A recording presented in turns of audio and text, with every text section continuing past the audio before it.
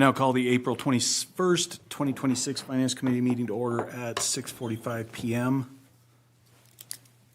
Consideration of claims. Chair would entertain a motion for the approval of claims. Your Honor, I'll move for consideration of claims to be paid in the amount of $331,856.67. Elon credit card in the amount of $6,113.46. Payroll and liabilities for 4/7/2026 and payroll for 4/16/2026 in the amount of $248,776.73 for a total of $586,746.86. Second. I have a motion by Councilwoman Johnson and a second by Councilwoman Brothers to approve consideration of claims to be paid in the amount of $331,856.67. Elon credit card in the amount of $6,113.46. Payroll and liabilities for April 7th, 2026, and payroll for April 16th, 2026 in the amount of $248,776.73 for a total of $586,746.86. Are there any questions, comments, concerns? All those in favor say aye. Aye. All opposed, same sign. Motion passes. Is there anything additional to come before the committee? Director Harris. Mr. Chair, no. Thank you. Without objection, we'll adjourn the meeting at 6:47 PM. Thanks.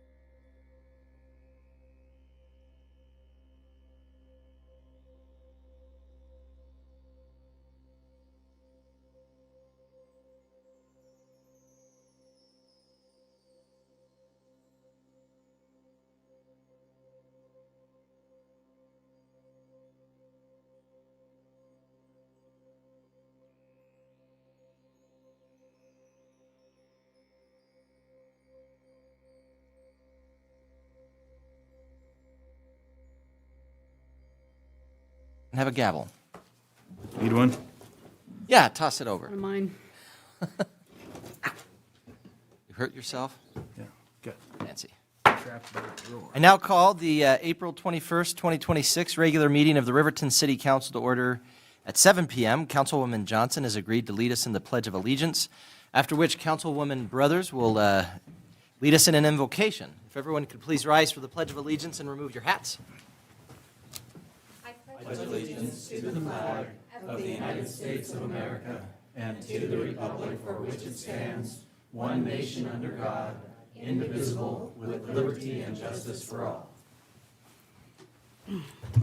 Our dear Heavenly Father, we thank Thee so much for the blessing to be here tonight, to be able to discuss what's best for the citizens of Riverton, Wyoming. We thank Thee for the first responders and for all that they do for the city, and we pray a blessing to be upon them, that they will be able to do their jobs and that they will know that we are grateful for all that they do. And we pray that we will know and do what's best for the city tonight and be able to discuss that with the people's best needs at heart. And we say this in the name of Jesus Christ. Amen. Amen. Thank you. All right, Mr. Batista, could you do me a favor real quick? Could you go to my office and grab my gavel? And then also, could you grab, there's a pen. You could grab that too. Well, just grab me, thanks. I don't want to steal yours. Every once in a while, you just have stars don't align for things. I don't know. All right. Ms. Harris, why don't you start us with the roll call, and we'll see if we can get this going right. Thank you. Councilmember Karen Johnson. Here. Councilmember Carla Borders. Here. Councilmember Mike Bailey. Here. Councilmember Rebecca Brothers. Here. Councilmember Eric Carr. Here. Mayor Tim Hancock. I am here. I know there was a plan for Councilman Larson to be joining us by phone. Did it work out? Or Your Honor, not Mr. Chairman. Yes, sir. With the phone system being down, it's not possible to have him remote in through our system. Okay. Just wanted to make sure. So I'd entertain a motion to excuse Councilman Larson from tonight's meeting, who is currently in another state and was wanting to attend by phone but was unable to. So moved. Second. I have a motion by Councilwoman Borders, second by Councilman Bailey. All in favor say aye. Aye. Any opposed say nay. I vote aye. Motion passes. Did it work? The key worked. Yep. All right. And thank you. Pen might not. Thank you. Thanks, Max. Oh yeah, and I should probably take those back. All right. I declare we have a quorum. I'd entertain a motion to approve the agenda as presented. So moved. Second. Motion by Councilwoman Johnson, second by Councilwoman Borders. All in favor say aye. Aye. Any opposed say nay. I vote aye. Motion passes. Introduction and oath of office. Patrol officers. Patrol officer. Chief's report, please.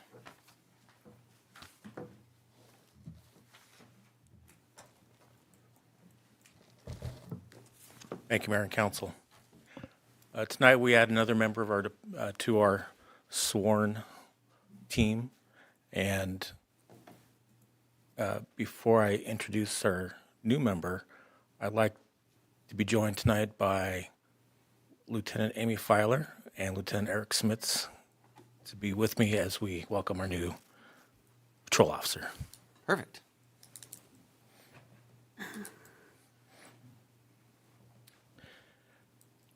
So I asked Jeff and his wife Megan to please join me up here.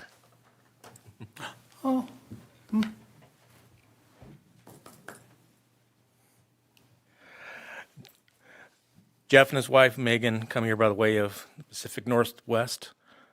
Jeff is an Army vet. After meeting Megan in the mid-1990s. No, he said. Navy. Chief, I That. do that. I've teased him about it. Yeah.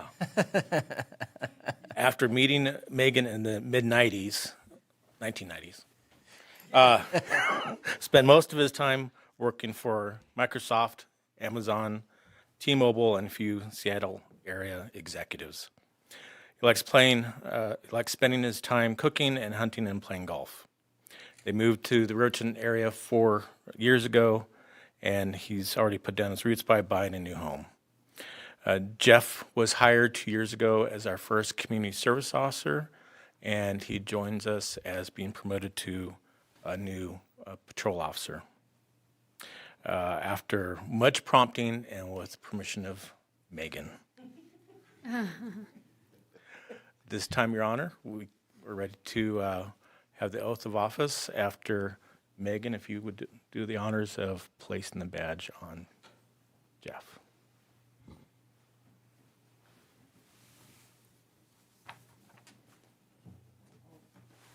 It's your cue, I think. Oh, I'm waiting until she draws blood, and then I'll head down. Just waiting for something. Just go.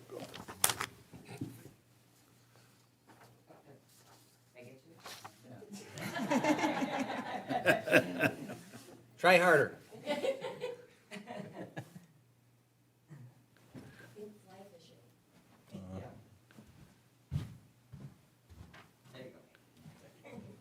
Oh, I don't think we've had a kiss before. That's new. Your second time around doing it, so I figured. This isn't the first time I've sworn you in, is it? No, it is not. All right. Raise your right hand. If you could repeat after me, I'm going to say I, and then you're going to say your name. I'm not going to say your name. I I, Jeffrey David Manning, do solemnly swear or affirm do solemnly swear or affirm that I will support, obey, and defend that I will support, obey, and defend the Constitution of the United States the Constitution of the United States and the Constitution of the State of Wyoming, and the Constitution of the State of Wyoming, that I have not knowingly that I have not knowingly violated any law violated any law related to my appointment, related to my appointment, nor caused it to be done by others, nor caused it to be done by others, that I will discharge the duties of my office and that I will discharge the duties of my office with fidelity. with fidelity. All right? Sir? All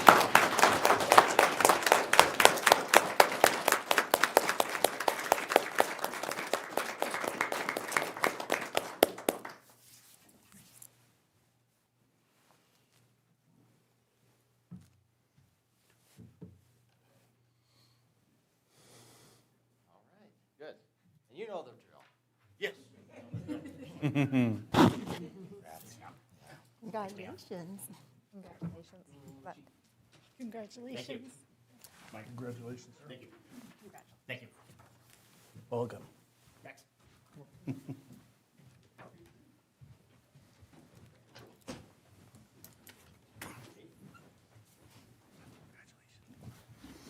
So the chief kind of was disguisedly making two announcements there.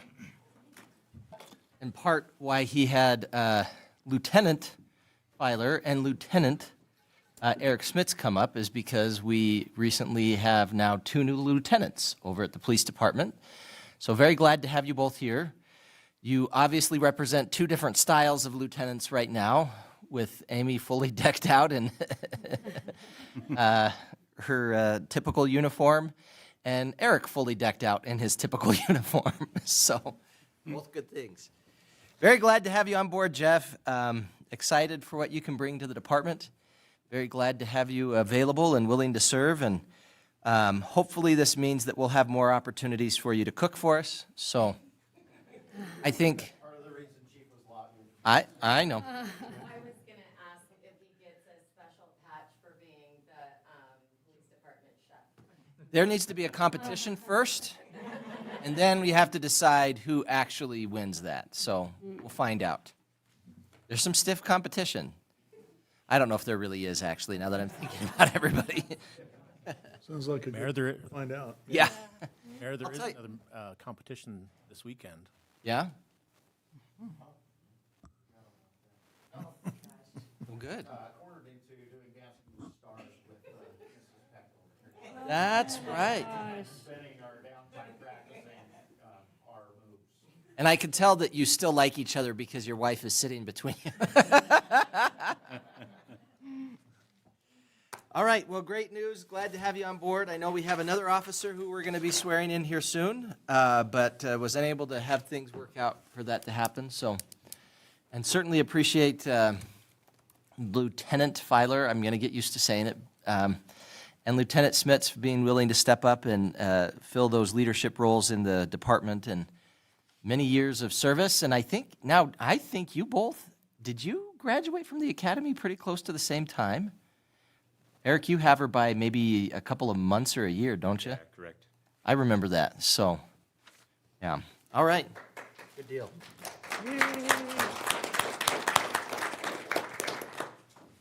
All right, next up, we have a National Apprenticeship Week proclamation. Oh, that is not the one that I was going to sign. Here we go. Whereas National Apprenticeship Week is celebrating its 12th anniversary of raising awareness of the vital role that registered apprenticeships play in providing opportunities to the people of Wyoming, by allowing apprentices to earn while they learn and preparing a pathway to good quality jobs and well-paying careers and the ability to advance in those careers. And whereas registered apprenticeship programs enable employers to develop and train their future workforce while offering career seekers affordable paths to secure high-paying jobs. And whereas apprenticeship is an important post-secondary pathway for Wyoming workers, offering a combination of academic and technical instruction with paid on-the-job training, resulting in national and industry-recognized occupational credential that ensures higher earnings for apprentices and a highly skilled workforce for Wyoming employers, associations, and unions. Whereas registered apprenticeship programs are uniquely able to meet the changing demands of the Wyoming economy and provide a path for all qualified individuals, including women, youth, people of color, rural communities, justice-involved individuals, and individuals with disabilities to become apprentices and contribute to America's industries. And whereas Wyoming recognized that registered apprenticeship, a proven and industry-driven training model, is a key strategy to improving job quality and creating access to good-paying, family-sustaining jobs for all, while addressing some of our nation's pressing workforce challenges such as rebuilding our country's infrastructure, addressing critical supply chain demands, supporting a clean energy workforce, modernizing our cybersecurity response, and responding to care economy issues. Whereas the celebration of Wyoming Apprenticeship Day will honor and encourage industries who utilize or could benefit from apprenticeship models and recognize the role the apprenticeship system has played in preparing Wyoming apprentices for sustainable careers with family-sustaining wages.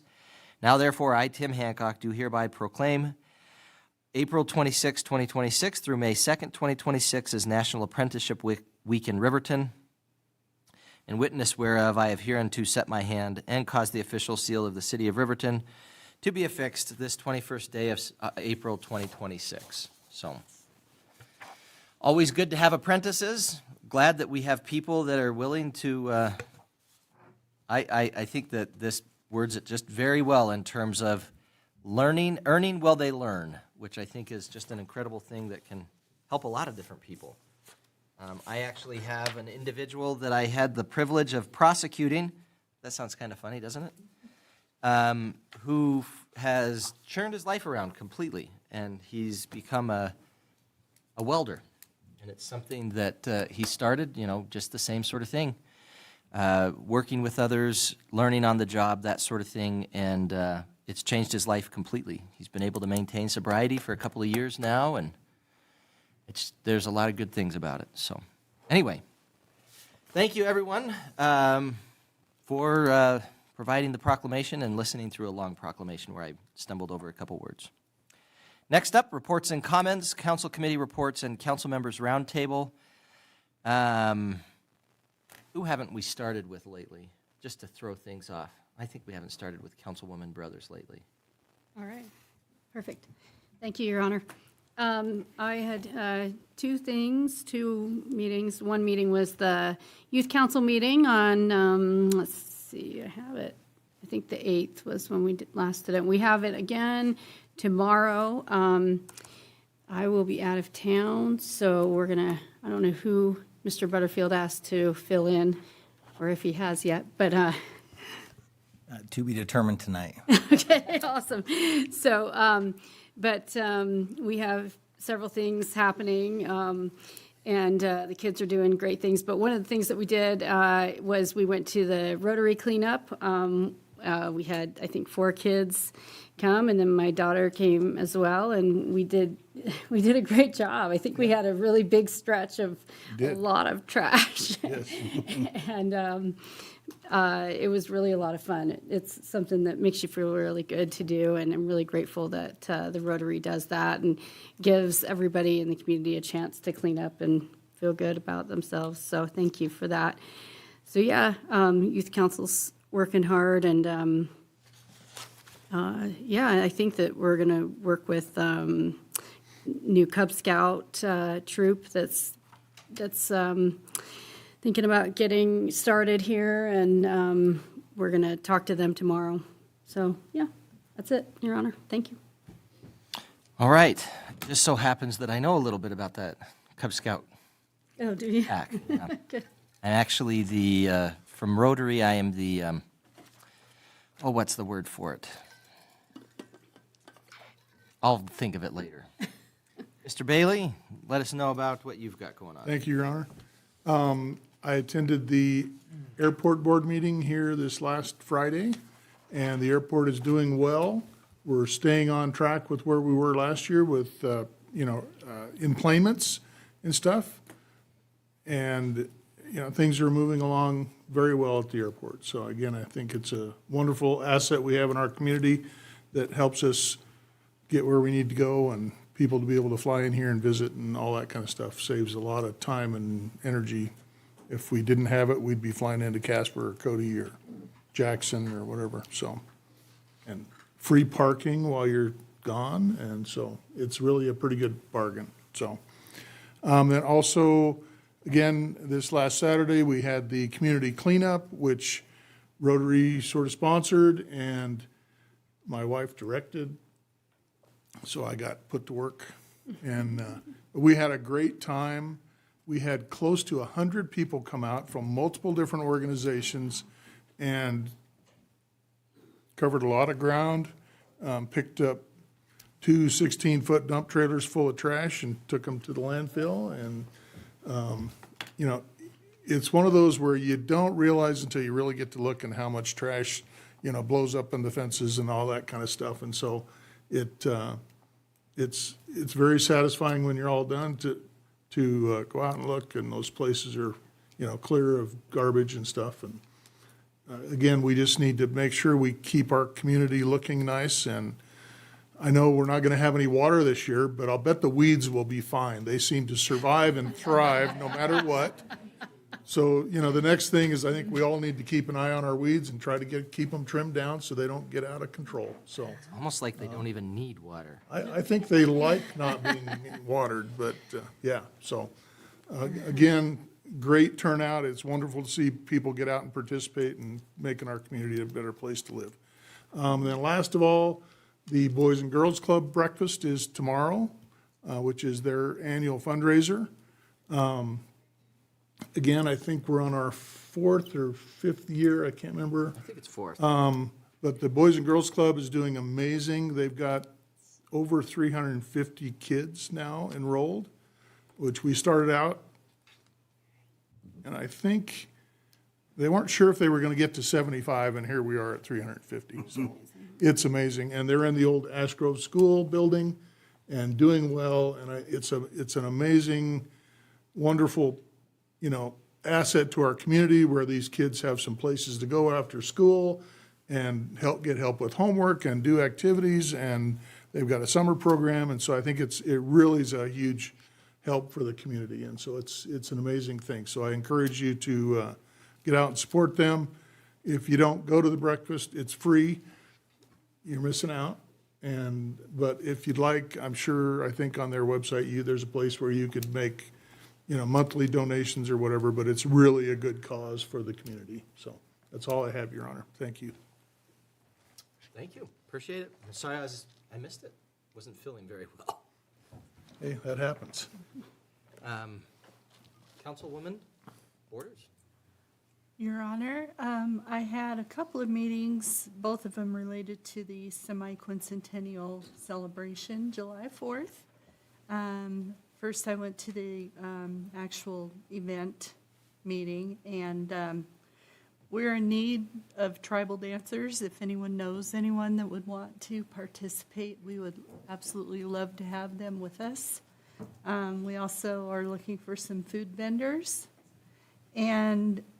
And then limited craft tables, we want to try to limit it to patriotic type T-shirts and things like that, celebration T-shirts. Let's see, what else? Okay, the parade, basically the same thing. We're looking for some tribal dancers, maybe some horsemen, just to join in on the festivities. And then I was going to mention the breakfast tomorrow morning, bright and early, 6:30. Ed McCaffrey will be there, if anyone knows the Broncos. And that is about all I've got. All right. Councilwoman Johnson. Thank you.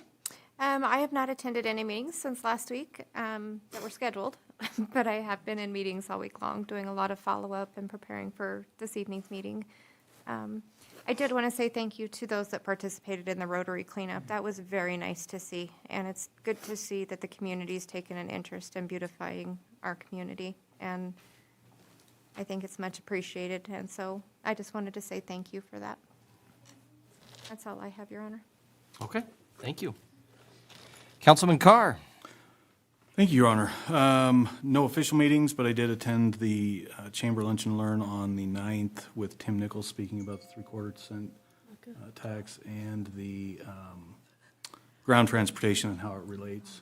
He did an excellent job. If you haven't heard Tim speak, he always does a very good job. He's very informative and exceptionally knowledgeable about all things 3/4% tax related. So please get out and support that as much as possible. Just as a reminder, construction season's in full swing now. Please watch out for work zones. Every single year, I see somebody or am almost hit myself on a construction project.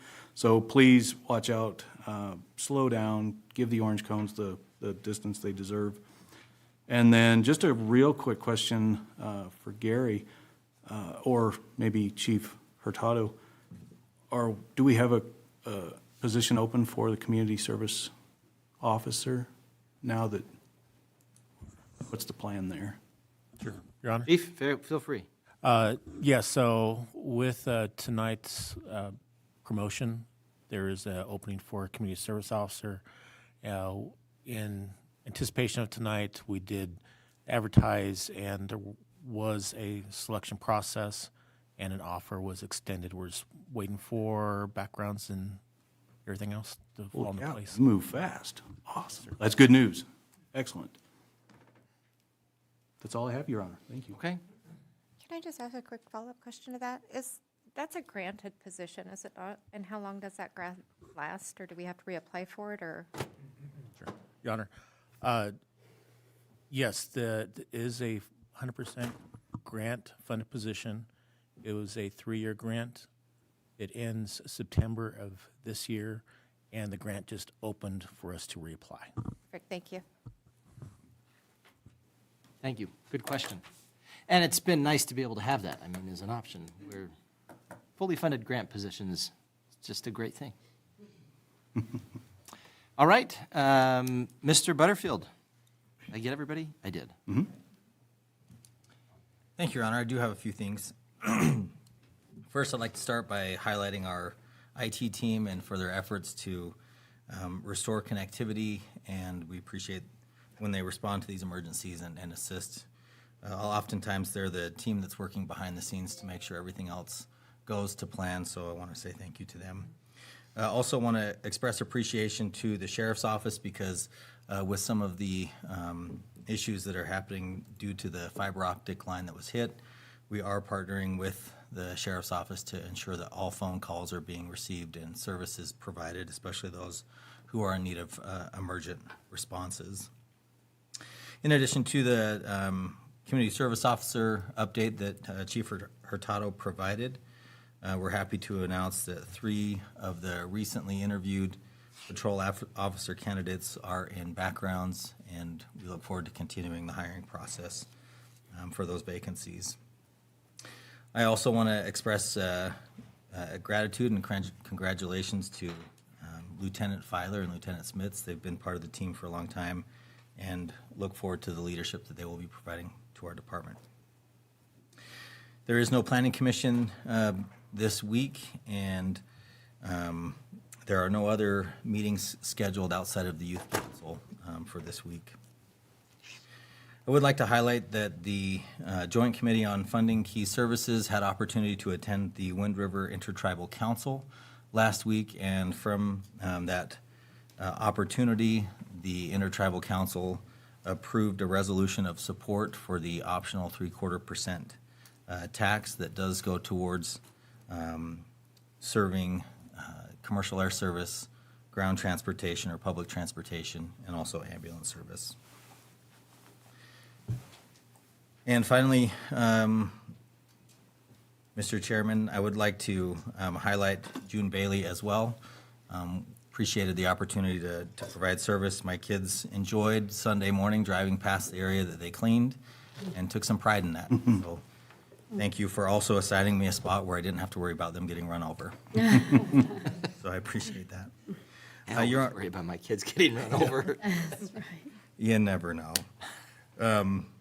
Your Honor, if it's okay, I'd like to defer the remainder of my comments to Public Works Director Toman to provide an update on the Force Committee of the Fix Our Road Citizen Committee recommended projects for this construction season, and then also to provide a bit of a construction update for the projects that are going on around town. Sounds good. Thank you. Mr. Toman? Hey, thank you, Your Honor. Members of the council, excuse me. Last Monday, April 13th, the Force Committee met, the Fix Our Road Citizen Committee, with a budget of about just over $4 million in their account, $4,223,000. They recommended 7 projects for this upcoming year in the amount of $3,475,000. The first project, of course, being the Riverview Road reconstruction project. That project is slated to, where the city hasn't paid any in construction fees at this point, is just over $2,775,000. And the other projects I'll list off are recommended upcoming projects. A couple we're working on are right in the works. First of all is the slurry seal project. It's been mentioned a few times. It's a slurry seal and roadway striping project. It's been budgeted at $350,000. Some of the roadway striping's already taken place, but after the slurry seal project is completely put together, which includes the South Glen addition, sections of downtown, parts off of Riverview, and then also a portion. Let me get this right. Excuse me. The Old Town, the Ryan Heights addition, on top of the hill between the administrative building and then Smith's on Fremont and Park Street, right next to Main Street, are some streets that are perfectly situated for this slurry seal project, and kind of a great candidate as we kind of move around the city to do this project. So, again, that project is keeps us about 100,000 square yards of asphalt slurry seal each year, and takes in streets that fit the parameter that they have a good structure to them. The asphalt is holding together, not too worn, not too nice, not needing it, but it also provides a wear surface and then a UV protectant surface for the roadways. So those areas were slated for this year. That project's being worked on, and I'll have a better report towards the end of the week on those exact areas as well. So. 4 other projects that were approved by the Force Committee were the Homestead roadway section replacement. It's just a drainage issue in the Homestead, the Reach subdivision, a section where curb and gutter and the road's been buckling because of a poor storm drain system. Multiple citizens have come to the Force Committee and expressed concern in that area, so they put aside $110,000 to fix that section of roadway. a reclamation portion on Chimney Rock Drive in the amount of $40,000. Also concrete drainage and replacement next to the slurry seal projects, and this would be in the amount of $120,000. And then finally is a engineering budget, a budget for engineering study and design, and then to go to bid in the bicentennial subdivision. So this is Liberty, Flag, and Independence Drives, and this has been brought up multiple times with the Forest Committee to do repairs in that area. So, And so what's the plan with it? Is that to do repairs or just to study if it needs to be repaired? Because I can study it, and it needs to be repaired. and that was the recommendation as well, is go right to engineering, absolutely, and then create a project. Sounds good. Thank you. I wasn't trying to be facetious. It's just the last 4 or 5 years we've been talking about Flag and Independence, and every time I drive by there, I'm like, when are we going to get this done? It needs to be done. So, all right. Thanks, Mr. Tolman. Glad to hear we're getting on it. Thank you. I appreciate it. We thought we could do it in-house, but in the end, we thought we better get someone on board to help us keep moving. Perfect. Sorry, I didn't mean to interrupt. Carry on. Oh, that's perfect. I just was telling you I did my own study. I feel pretty comfortable. No, I only have 2 other items, or excuse me, 3 other items. There will be a replacement of a culvert on Webwood Road that's upcoming. We're working with Riverton Valley Irrigation District to do that. They'll close the roadway temporarily to replace the culvert. I believe that's coming in later this week or early next week. The drinking fountain project is underway at City Park. The pad's going in as well as the fountain. Apodaca Construction is won the bid to put in the fountain, and they're moving forward. So, and then finally, the Riverview Road project, utility work is near complete on that project, and in preparation of roadway work, the next portion is, the next phase is going to put back the west portion of the roadway and focus on bringing that back to be able to be paved when the plant opens up in about a month. So thank you, Your Honor. Perfect. Well, thank you for that report. That's good news. Okay, a couple of things then that I'll report on. Number 1, we have a Fremont County Association of Governments meeting coming up this Thursday. We're going to be in Hudson starting at 11 o'clock. Some good things going with FCAG. I had the opportunity to report and discuss with the county commissioners. When was that? Last week? Last week. Mm-hmm. As you may recall, we had the resolution that was passed by Riverton, Lander, Hudson, and Pavilion, and the county. And the county was discussing it and what they wanted to do with it going forward. After some discussion and a work session last week, to which they invited all of the mayors of the individual communities, they elected to go forward with their resolution as it was worded. And anyway, it was good. Some questions were answered, and it was a good opportunity to visit with them.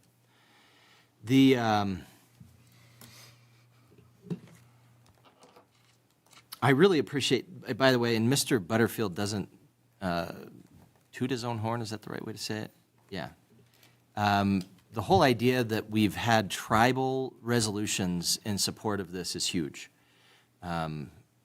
Of course, state statute, and Fremont County is unique because we have the reservation here, and state statute does not require or recognize tribal concurrence with a resolution as being required for a resolution to be on the ballot. That being said, they were very cognizant of and wanting to do better at building partnerships with both tribes, particularly with the Intertribal Council. And I just wanted to applaud that and say that it's my understanding you were the one who reported and got them to approve it. And practically didn't have to say a word. They said, we're already prepared. The team effort, Your Honor. Yes, that's what he always says. So anyway, it was well done and appreciate his hard work in that regard. I finally had to look it up and remember what I am. So Rotary is actually the chartered organization for the PAC, which has just been organized. It's PAC 4044. And likely will be meeting at the Methodist Church, which is exciting. So far, don't have a lot of members of it. It's going to be a family PAC, Cub Scout PAC. And excited for what they have to do. They are looking for donations right now, especially as a new PAC. They're looking for things for be able to get uniforms, different things like that. Great to be able to have Rotary as the chartering organization. And anyway, just good things going on there. Excited to see what they have to do going forward. Tomorrow, of course, we have the Boys and Girls Club breakfast. Excited for that, recognizing Cody and Crystal Myers. Anybody who knows both of those two individuals, they've done a lot for our community over the years. I would say of anybody who would be able to just think of, this is a person who is an SRO in Fremont County, they would probably think of Cody Myers. He's like the poster child. He's not a child anymore, he's getting old. Not that old, but. Anyway, he's like the poster child for it, and he and his wife have just done a lot. One of the things that they've been doing in addition to that is have had a group that they've been doing that's been doing rodeo, different things like that, just so many things that benefit the youth in our county. So recognizing them is very appropriate. I have a proclamation that I'm going to read tomorrow, and I think that's incredible as well.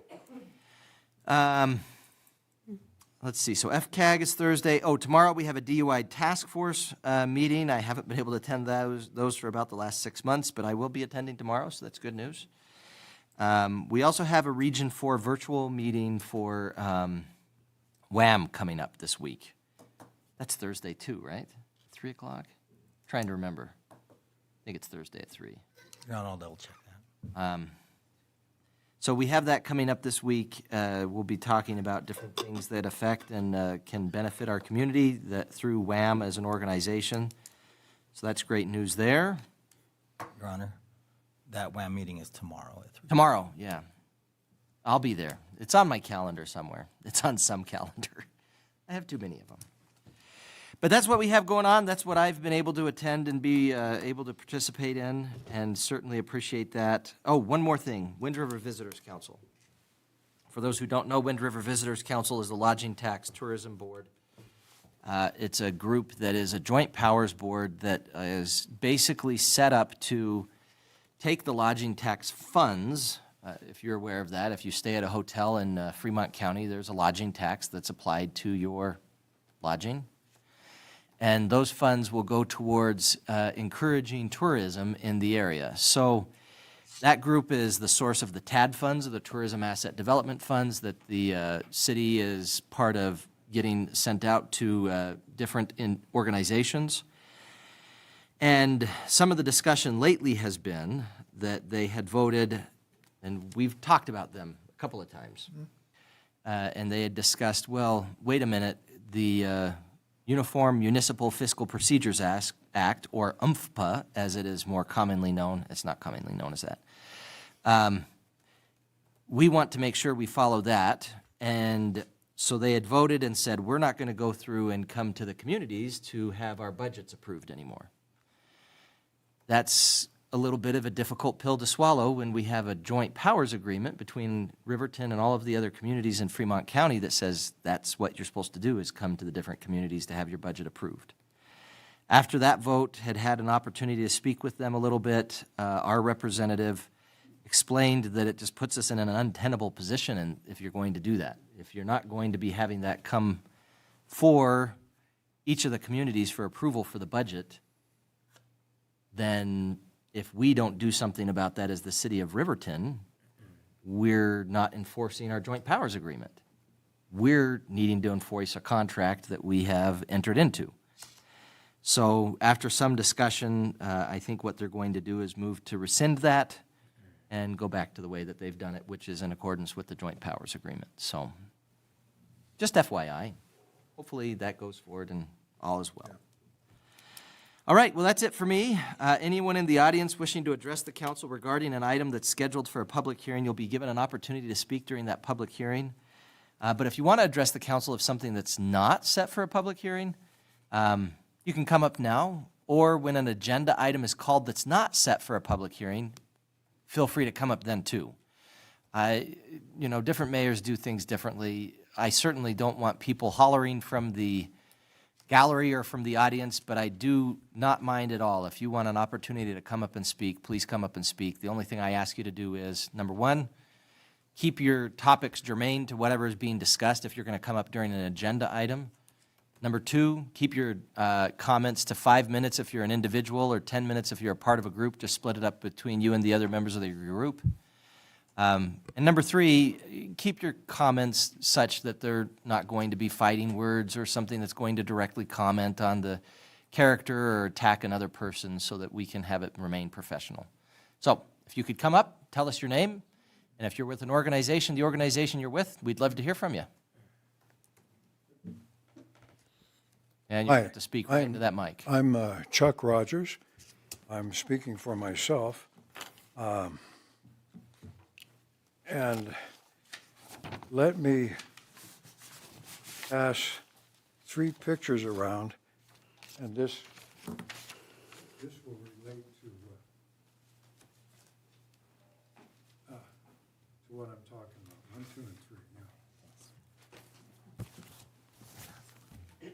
Now, this regard, first, I appreciate the amount of time and the energy that you folks put in to benefit our community. Thank you. This relates to the intersection of Hill Street and West Main, up by the college. It's been a horse I've been riding on. I just want to make sure that it is still on our radar, or is again on our radar. I didn't hear the Force Committee mentioning it. Anyway, the first picture, you know, my wife was, the day before her before she turned 76, she was in an accident going across Main Street from the college on Hill Street. And first accident she was ever in, you know, and that's pretty amazing. And she was saying, I didn't see him, you know. And so I started to investigate, and the first picture there relates, you know, the wrecked car. It was T-boned. The second picture shows the investigation. You know, if you look out the passenger side window, you see maybe 30 yards up the road on West Main. You have 1.8 seconds. If somebody's driving the speed limit of 45, you have 1.8 seconds between the time when the person is in the blind spot and that car arrives in the middle of the intersection. So, you know, you can look left, right, left again, pull out, and you know, if that person is on the edge of the blind spot, you're going to hit him, or he'll hit you. You know, you're going to T-bone or get T-boned. So what you guys did, and thank you, is you had you painted a triangle up there, which I think is really helpful. It causes you know, the driver to square up to the intersection. So instead of 1.8 seconds of lead time, you have 16 seconds. You know, that's quite a difference. So what I would like to do, I mean, the ideal solution would be to modify, in my opinion, to modify that intersection, you know, to square it up. And I realize there are all kinds of problems with that, you know, interagency stuff and state stuff and, everything else.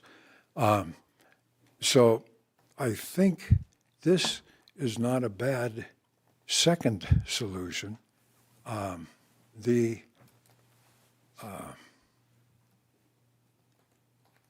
But we need to put something that forces people to make that curve, to pull the car to the right, like a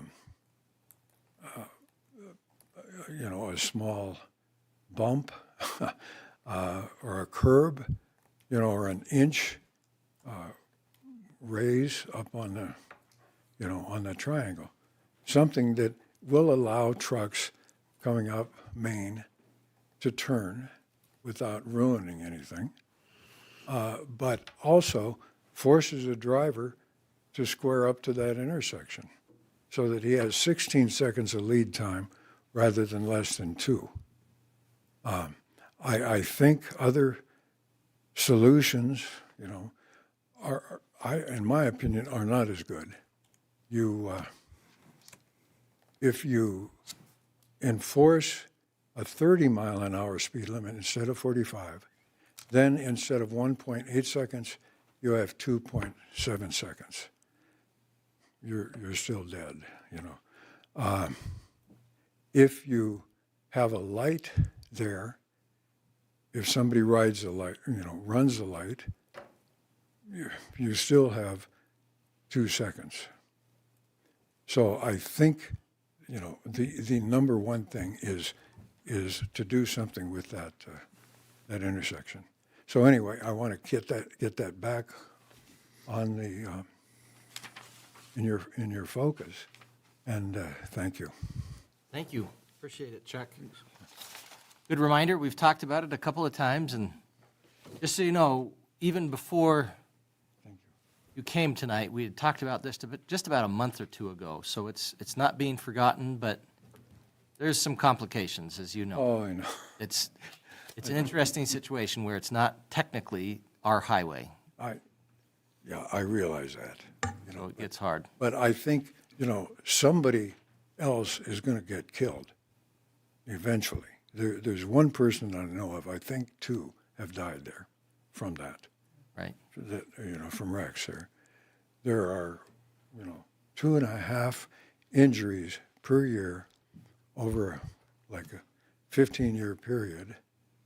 Before we did this thing, I don't know what the deal is now, but somebody's going to sue us, and I think at least we can say, okay, we did what we can do. We've addressed it as well as we can. We don't have all of the controls, I understand, but we got to do what we can do. So, thank you. Appreciate you coming in. Thank you, sir. Anyone else? I'm assuming most people are here for another agenda item then. Oh, feel free to come up, sir.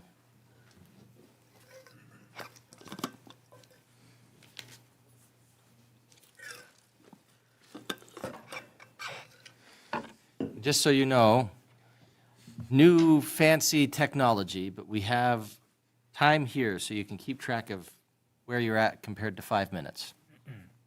Thank you. Hello, everyone. My name is Larry Wallace. I'm with the Wind River Animal Welfare Association. It has been around for a few years. And I know that some of you here in the room have had and do have good dogs and cats that you love so much in your homes. And myself, over the years, so many different cats and dogs in our homes. And I'm talking today about particularly the idea of euthanizing the animals at the PAWS situation. I just learned about this yesterday in the newspaper, and wanted just to say simply that I've worked with PAWS through the times, helping them with other animals that I've taken to them that were preys around the city and needed a place to be, and and they take them in and find a way to find them homes.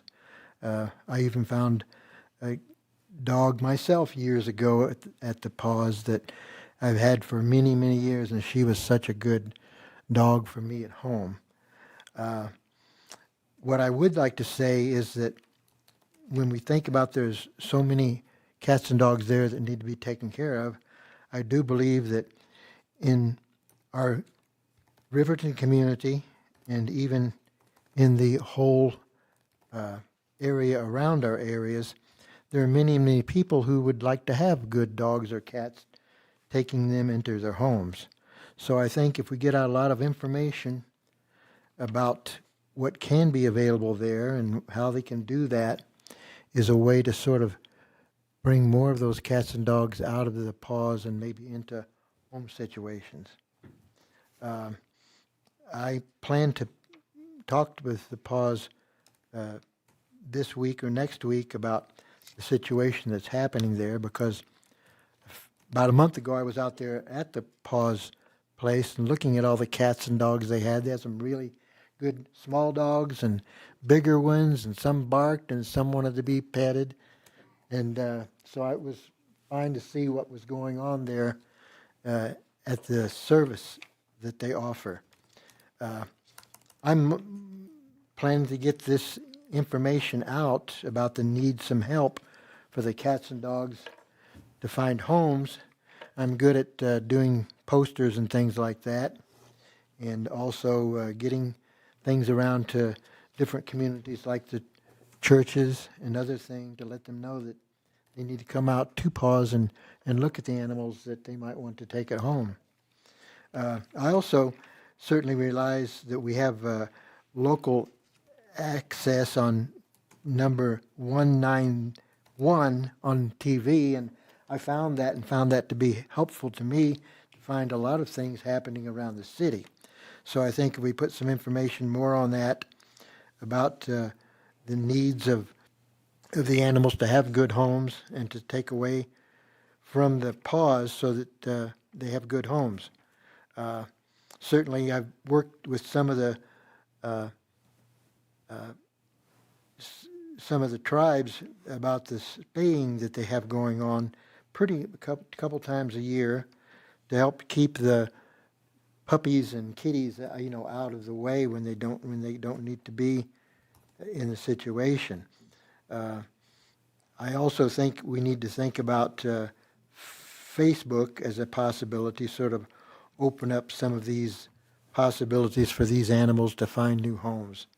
So glad to talk to you this evening, and hope that we can work something to get this thing and make a good plan for the cats and dogs and PAWS. Thank you. Thank you, Mr. Wallace. Appreciate that.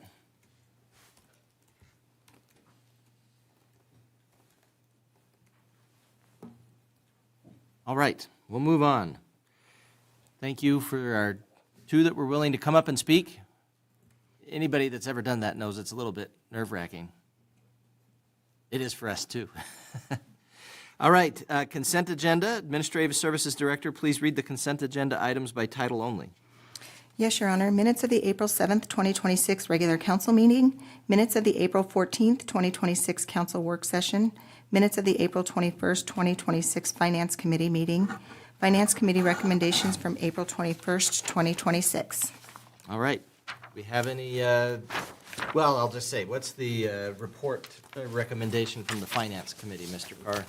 Thank you, Your Honor. The Finance Committee met at 6:45 PM this evening and recommend consideration of claims to be paid in the amount of $331,856.67, Elon credit card in the amount of $6,113.46, payroll and liabilities for April 7th, 2026 and April 16th, 2026 in the amount of $248,776.73 for a total of $586,746.86.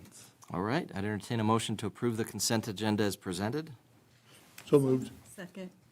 Motion by Councilman Bailey, second by Councilwoman Borders. Discussion. Your Honor, I'll abstain from the Bailey Enterprises line items in the Finance Committee report. All right, any other discussion?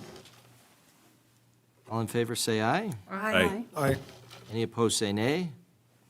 I vote aye. Motion passes. Community Development Department Annual Report. Mr. Michaud, Your ready Honor, for this? I am ready. We are ready for this. And may I approach the podium, Your Honor? Yes, please. And I see you have a couple of people with you that are employees of the Community Development Department. I recognize them. Other people may recognize them. Not like police officers where if you recognize them, it's probably because you've been arrested or something. I don't know. Have you been arresting anybody lately? No. Have I been arresting anyone? I'm trying to give some delay so that you can get set up. Oh, well, thank you, Your Honor. I'll do a song and dance routine. No, I'm thankful that's the Chief's Department. But I did want to go back to Officer Jeff when the patch. He did win the chili cook-off for the city this last year. So maybe we should create a patch for that. I don't know. Not like Boy Scouts or Cub Scouts where you get a badge if you, I don't know. I think maybe they should. It wouldn't be a bad idea. Off? Yeah, they've been off for the last couple of Pass minutes. the trophy. Is that your desktop there then? It is not. Let's see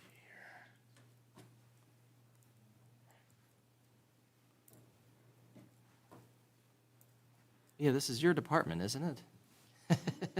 We're working on phones and internet tonight, sorry. There are higher priorities. Connectivity is kind of a big deal. Oh, here he comes. Yeah. Usually we figure it out before we make Kurt come out.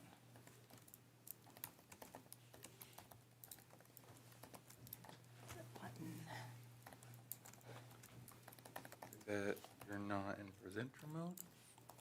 Or do you want to be in presenter mode? I do. Yeah, that'd be great. So when you start it, you should have your notes here. You should put presentation. So if I just go ahead and do this presenter right here. Should be all started. Look at that. Look at that. Kurt, thank you, buddy. Left him hanging. Hanging. Oh, man. He's got work to do. All right, Back thank to you, the Mr. control Michaud. tower. I would just like to mention, I am so grateful to the IT department. They're wonderful, and they always help me with my needs in a very, very timely manner. So, Mia, thanks to you and your crew. Good evening, Your Honor, and members of the City Council. Again, I am Gary Michaud. I'm the Community Development Director, and we have our staff here tonight. We have a couple that couldn't make it due to family emergencies, but we're happy to be here and give a report on the Community Development Department.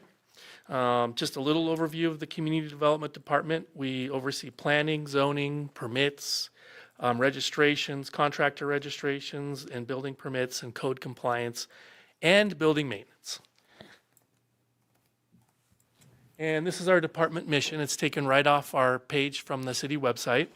It is to promote the general health, safety, and welfare of the citizens of Riverton, to provide quality services to assist the citizens with code and permit processes and planning and zoning processes, to work with owners, developers, and contractors to achieve their goals, and to work with other city departments for a coordinated effort towards excellence in customer service. So as part of that, our department, we deal with planning, zoning, building construction, and code enforcement. And our code enforcement operates under the current standards with the ICC codes, the 2024 International Building Codes, and the 2023 National Electrical Code. And these are required by state statute. And they are updated, the International Building Codes are updated every 3 years, so we'll be looking at 2027, another update there. We also have a lot of resources. We try to be resources for the community with their questions, for property owners, for contractors, for construction and building permits. We've got an assortment of resources in the front when the citizens of Riverton walk in. They can use as pamphlets that can help them build decks or anything like that. We especially take pride in having the Community Development Department open Monday through Friday, 8 to 5. So the public knows if they need to come in and they need help or they want to get a permit, we are open. And our department is super proud of that. And we also focus on records management. It's really important that we keep good track of our records, our plats, our maps, our building permits, addresses, lot history, things like that.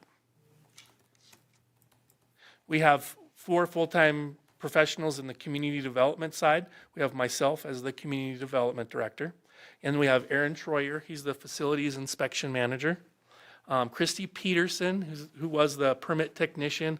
I hope she's home watching and enjoying her retirement. She just retired last week. And super happy for her.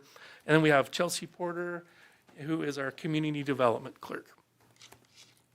And our department works under the Planning Commission, or we work with the Planning Commission, with the Board of Adjustment, and with the Construction Board of Appeals.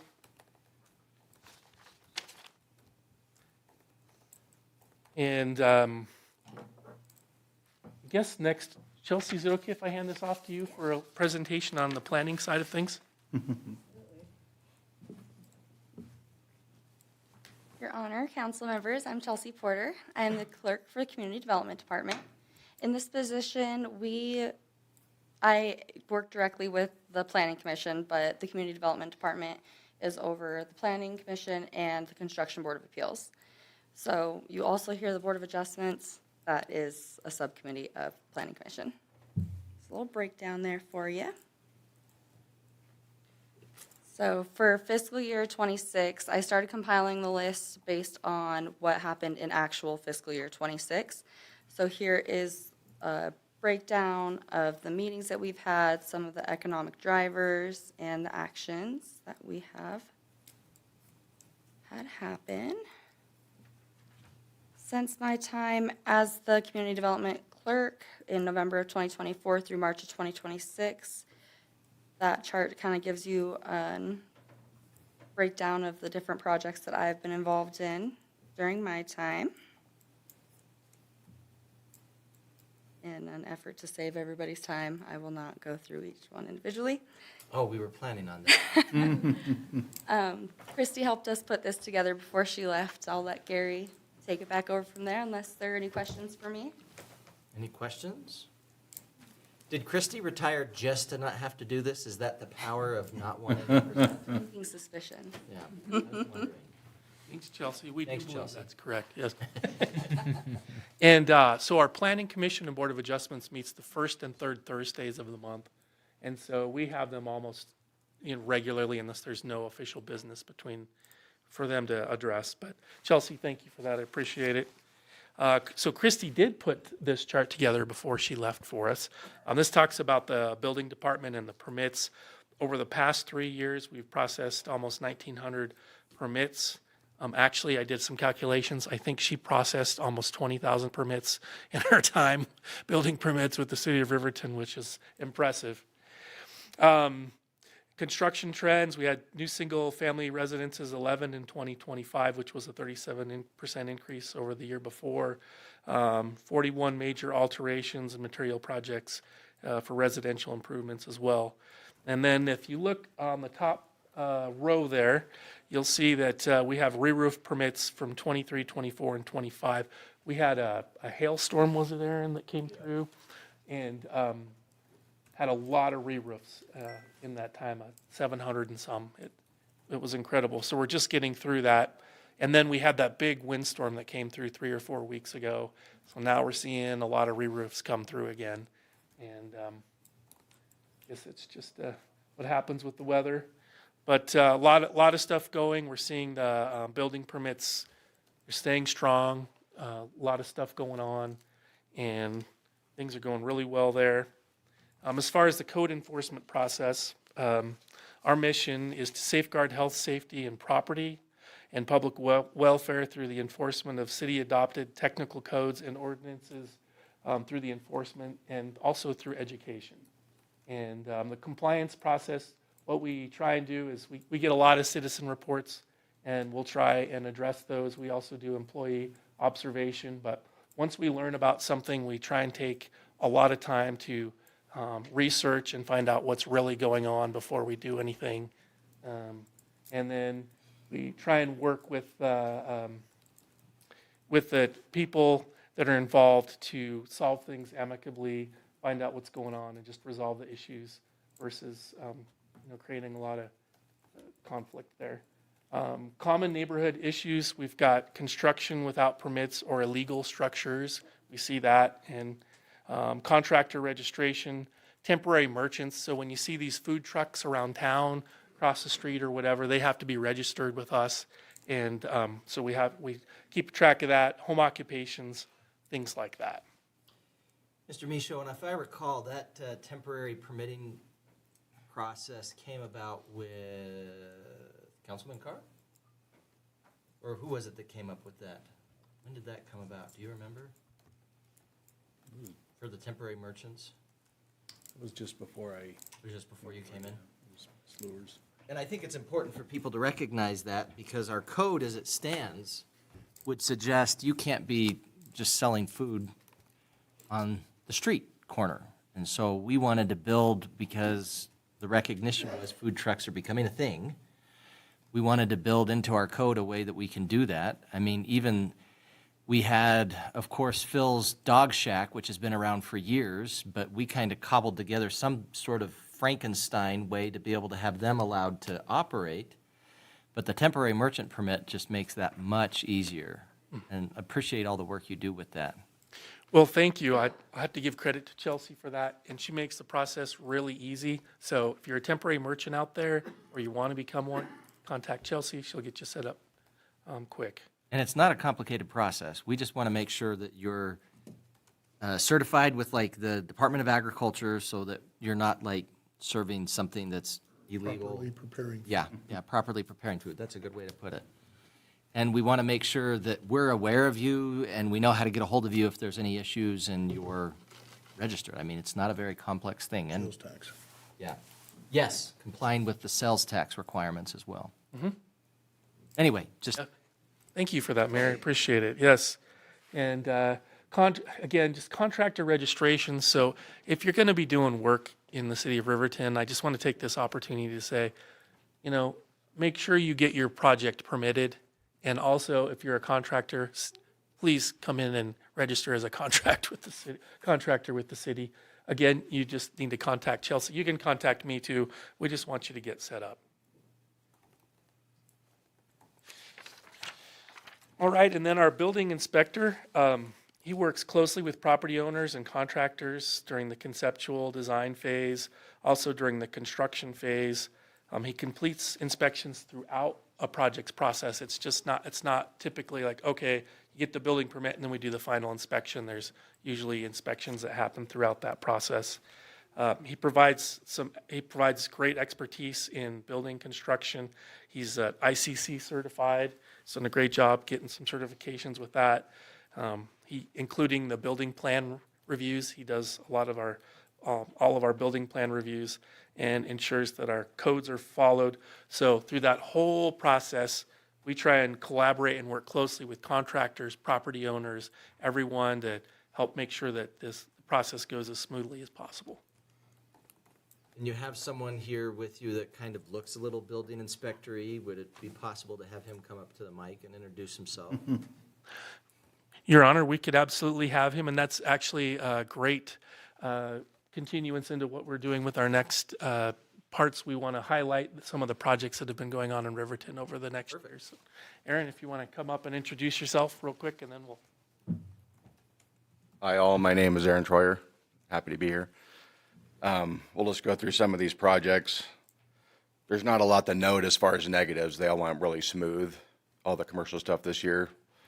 So this first one here was up by the airport, just basic Quonset huts for some good storage, pretty beefy footing and stem wall.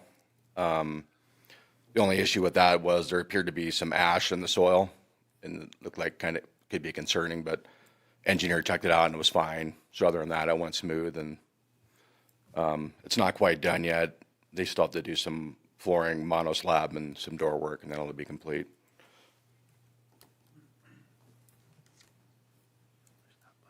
Yeah, and then the AT&T building got a complete revamp inside, new ADA bathroom, all new cosmetic, turned out real nice. Went real smooth. This one went up fairly fast. No issues. Customer seems happy. Good contractors on that one. Good asset to have in town. Pergola, I designed for Public Works Department. It's per IBC spec, so it's probably a little overly beefed up, but it's never going to go anywhere. And it was pretty cost effective. The materials didn't cost that much, and it turned out real nice. Rusty and his crew did a good job assembling it. They did everything they were supposed to, and it turned out real nice. I think they're going to add some stain to it. I don't know if they did or not, but I think they're going to, that's the plan moving forward. Is there any plan, by the way, for the shelter over there at Sunset Park? Any sort of modifications or anything we're going to be doing here coming up? Yeah, I'd been approached about that and kind of put together something. I haven't heard recently, but I think there's a plan to possibly rebuild that one. Okay.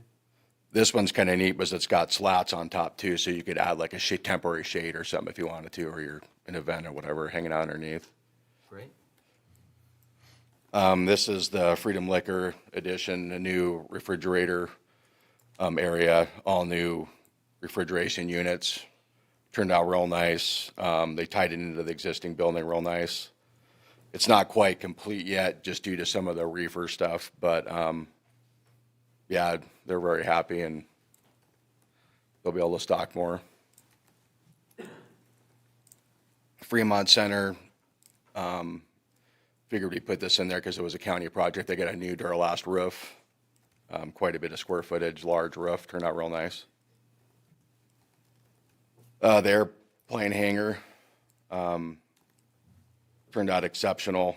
Concrete work was beautiful. There was some debate on the firewall when it started, but we were able to work around that. But yeah, the owners are very happy, and it turned out extremely nice. No issues. Midway out on RV, we're looking to move in fast. So they have a pre-manufactured building, and took a little bit of planning just to make it up to standards, city standards. We got ADA parking. They have a nice apron approaching the deck and the ramp for ADA access. And then the occupancy, we made it to where a family could get in there, for complete sales.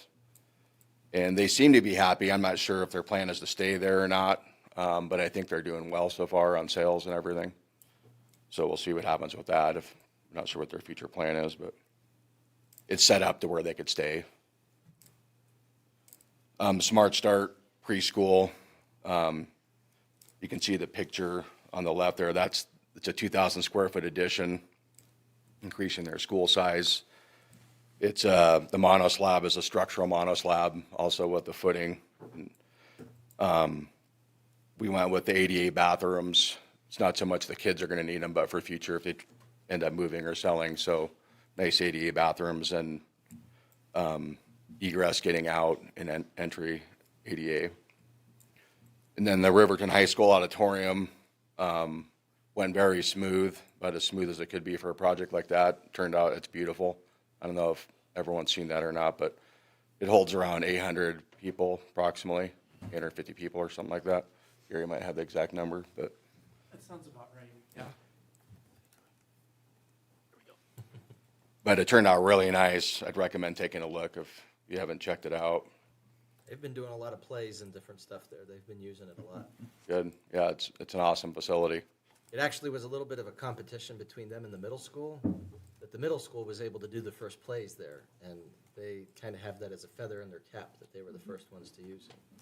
I think they did a play there for, they brought a bunch of people back that were in speech and debate, all that stuff. My daughter actually performed it, and it does look very nice. It's very cool in there. Nice space. And then we have the Amazon building, another project that went extremely well. It took a while to get started, to get all the ducks in a row to get it moving, but once it started, it went fine.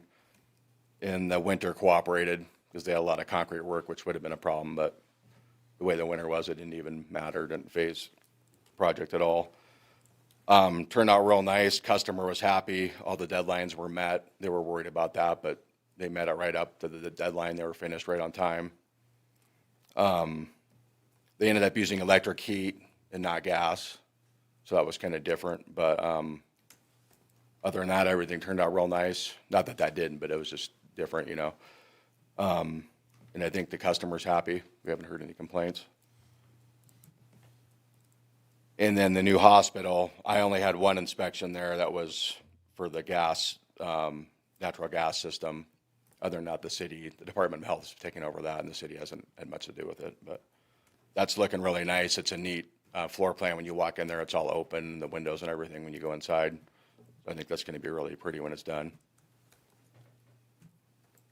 And I'll hand it back to Gary. Didn't mean to throw you off, Gary. Mayor, we're doing great. You just worked perfect in our plans, and just as the council can see, we've had a lot of projects this last year that we should be really proud of as a community. Aaron did a nice job helping facilitate those through the building process, and thank you for that, Aaron.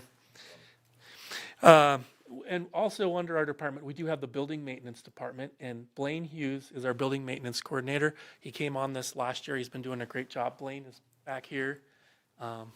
He's done a lot of, works independently, always working on doing something to make it better around our facilities. Lately, he's been working on the airport up there with the lawns and getting the sprinkler systems going with some issues. But also, he's been managing the HVAC upgrades project that we have going on. And just last week, the contractor came in and put the last 2 rooftop units up on at the airport. And another week, the contractor from Denver, the train, is going to come and do some fine tuning, and we should be in good shape to close that project out before the end of the fiscal year. And Blaine has just done a great job. He's a great hand with that, and sure appreciate it. We also have Paul Cross here. Paul is another we just have such a great dedicated facilities maintenance staff. Paul will step up and do whatever's needed to be done anytime, and does a lot of work up at the airport and Public Works, but again, he'll step in anytime, so appreciate that. Diana Rose Green was not able to make it here tonight because of family emergency. She works hard. Also, Ange, we've got her on, and she works super hard to make sure that they take a lot of pride in making sure that our facilities are super clean and having a method and a process to keep doing that day after day and week after week. So, like I said, can't say it enough, a dedicated staff. Lastly, we've got goals. Of course, we want to provide superior customer service, keep our offices open from 8 to 5, Monday through Friday, and help the community out. Work closely with businesses, developers, and residents and contractors. We've got a lot of deferred maintenance here at City Hall, a ton, that we're going to need to address in the next couple of years, and we've put together a list of those projects. Continue ICC training for our certifications, including getting a new permit tech hired on in the very near future and getting them certified with permit tech. Of course, we've got the EPA Brownfield Community-Wide Assessment Grant that we're working through. That's $500,000. There's no match or anything. We've hired AIRS as our consultant, and they're working through that. We're going to have a steering committee meeting and a kickoff here in the next month. And then I don't want to forget this. We've been working super hard on the 250th biquincentennial celebration for our country. And this is a really big deal, you guys. It's the 250th celebration of the signing of one of the most historical documents in the world, the signing of the Declaration of Independence. And it's just an honor to get to work on that and see all the pride coming out in our community. And of course, just to kind of look at it through a 30,000-foot view, we're always focusing on providing excellence in the Rendezvous City. So thank you. Would it be possible to have Mr. Hughes and Mr. Cross come up just so we can see their faces up close here? Never show up again. Hey, see? It's just that way you could kind of have that worry out of the way, so we don't lose you down the road the next time we want you to come. Thanks a lot. Appreciate you both, and I really do think that you guys do a great job. I will say, you're exactly right, Mr. Michaud. We definitely have some deferred maintenance we got to take care of in some of our facilities. I know even when I was on the council, so we're talking Beyond. 8 years ago, rather than just in the last 4 years, we've been talking about replacing the carpet in this place for at least 8 years. Now, finally, we did fix and replace the carpet in the police department, but we need to get the rest of it done. So in case anyone out there is like, your carpet looks terrible, we know, we're working on it. It still looks good. It's washed, it's regularly carpet cleaned, you guys are on it, and I appreciate it, but yeah. So, but, I mean, anytime I'm in one of the restrooms, in any of the rooms here, our building maintenance staff does an excellent job at just making it feel good. It doesn't matter what time of day. I'm here in the evenings randomly, and Diana's always out there cleaning and doing stuff, and so you guys do great work, and it's noticed, okay? Anything else before we let Gary sit down? I do have a question, Your Honor. Sure. And you're going to say you're the one that's been doing it, but I routinely get calls from folks that have concerns about cleanliness in some of the hotels locally, and I always refer them down here to you. I don't know if that's the correct method or who they should be talking to. Can you elaborate on that a little bit, who I should be referring them to, or is that something that your department deals with after the fact, after the build, after the inspection process? Your Honor, Councilwoman Johnson, yes, that's correct. So if they have issues with different things with buildings, our department is the correct department to contact, and they're welcome to contact me. When it comes to like yards and sidewalks, vehicles, whatever, that's more of a CSO officer job, but we work seamlessly. We work together in trying to communicate those and take care of them. Thank you. So you're saying to some extent that might get into code enforcement and that sort of thing where you might be getting involved as the community development department? That's very well put, Your Honor. Yes. Okay. I just wanted to make sure I was making Sure. talk to the right people, so thank you. Yeah, the last thing you want to do is just send somebody down a black hole where nothing ever happens. Well, great. Anything else? Appreciate you, Mr. Michaud. Keep up the good work. Thank you. Thank you. Thank you all for support. your crew being here. Thanks for coming here and sticking around a little bit after hours. It's always good to be able to get faces to names, right? Mind you, I've seen all of you. I recognize all of your faces, but it's good to be able to have the community see you and be able to recognize you. So keep up the good work. Okay. Yes. Let's take a recess. Anybody okay with that? Yep. Yes, please. Okay, we'll take a recess. It's 8:22. Let's take a recess until, we'll take a little longer than usual, maybe go to 8:35. Okay.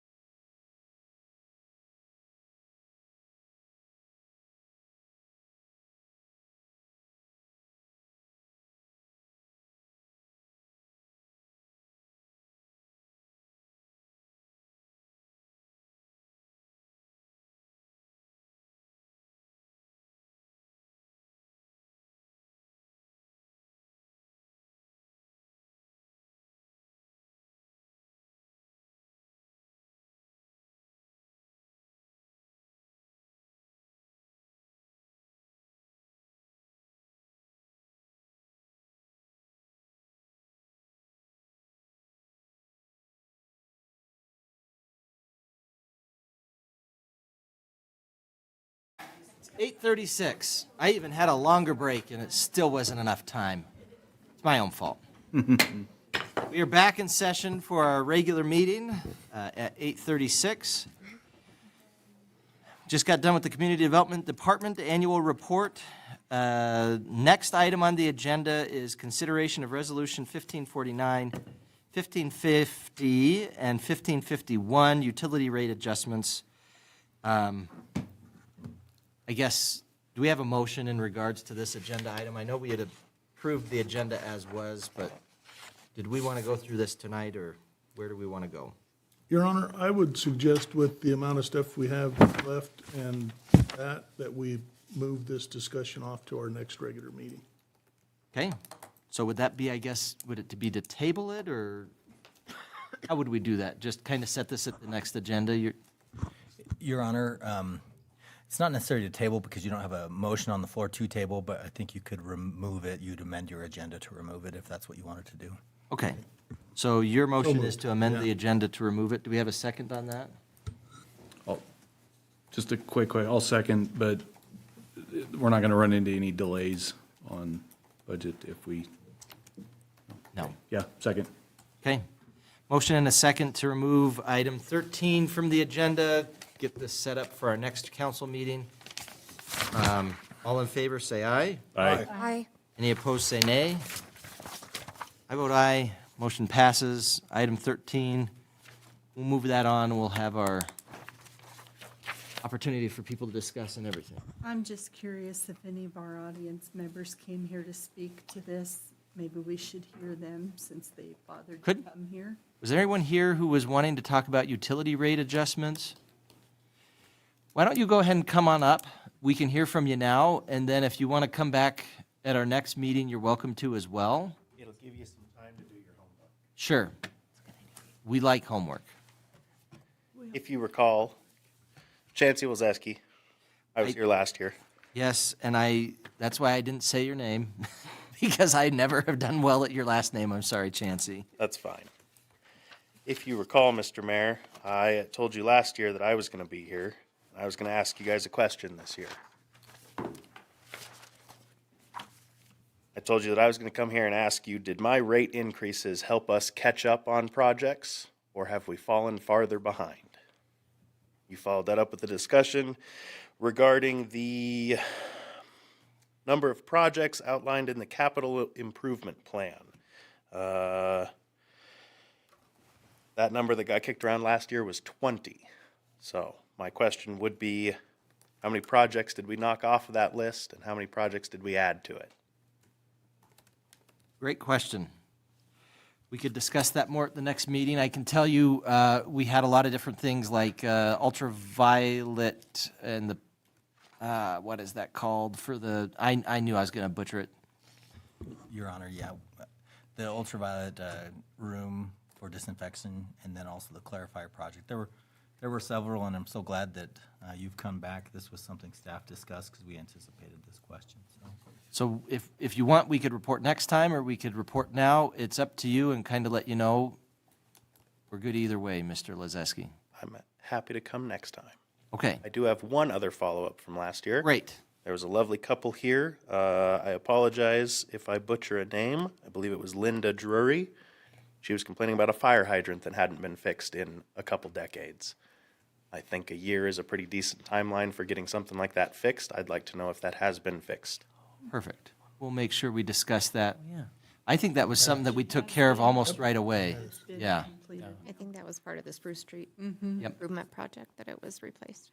Mr. Toman? Yeah, Your Honor, that those hydrants have been not only updated, they've been moved to a ideal location so that everybody's covered with fire protection in that area, and then one more has been added as well. So there was 3 hydrants removed and then 4 installed with the project, and that was funded over 50% by mineral royalty grants, and then the city matched that with capital improvement project grants. So 50% was matched with the water and sewer fund of that project, about $800,000 project. Good deal. Okay, thank you. I look forward to next time. Thank you. Thanks.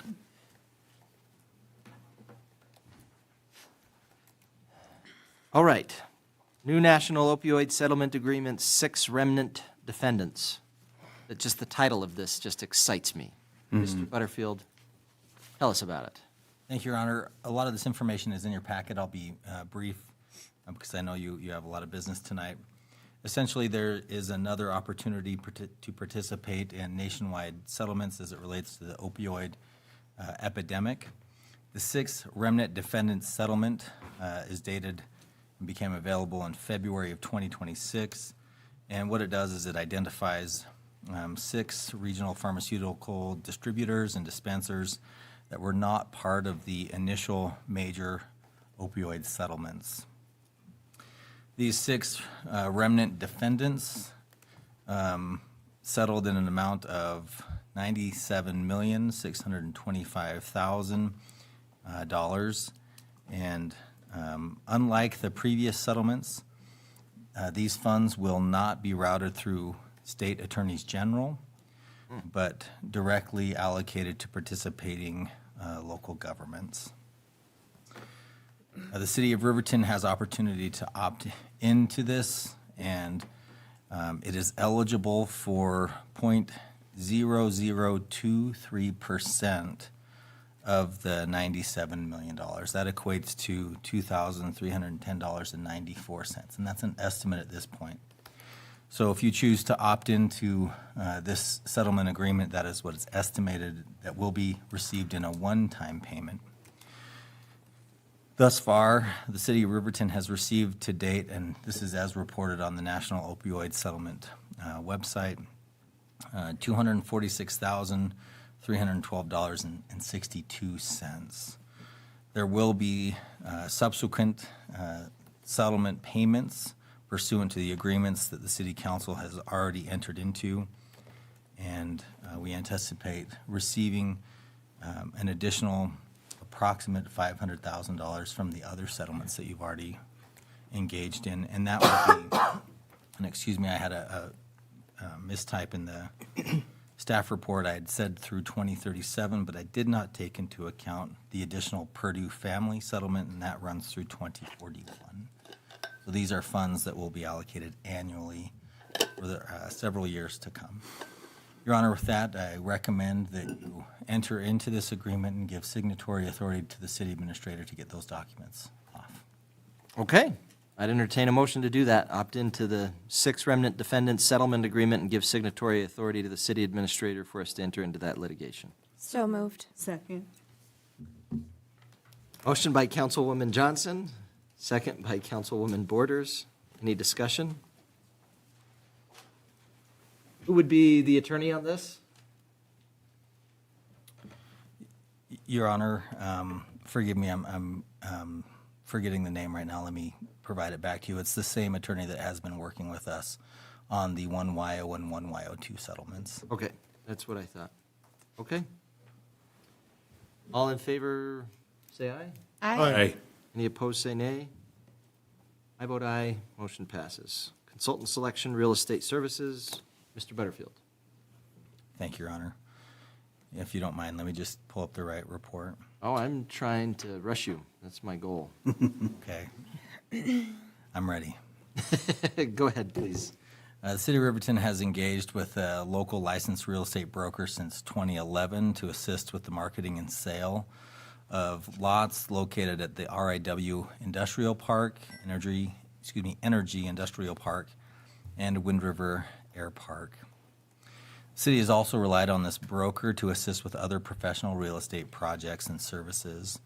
The contract with this broker expired in March of 2026.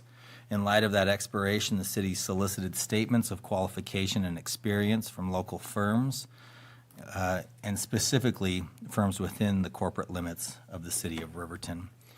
The RFQ, or request for statements of qualification, centered on a firm that could provide marketing, evaluation, acquisition, exchange, and also the disposition of real property. And that could include both private parties, and also public agencies. 2 local brokerages responded to the request for qualification. A selection committee pursuant to the city's professional services selection policy was established. It consisted of 2 staff members and 1 elected official. Included in your packet are the ratings of the selection committee of the 2 proposals.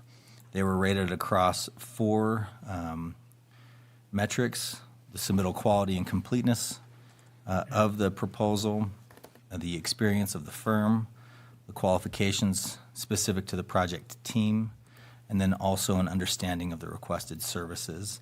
Both firms scored very high and represent firms that could do the work that was requested. That being said, Home Source Realty rated higher than Snyder Signature Properties by the selection committee. The City Council has opportunity now to enter into a contract negotiation with the highest rated firm. It also could direct staff to conduct further interviews with the 2 firms if you'd like to get more information before making that recommendation. Thank you, Your Honor. Thank you, I appreciate it. I'd entertain a motion in regards to the selection of real estate services and directing staff to finalize a contract for the services. Move to select the highest rated firm. Second.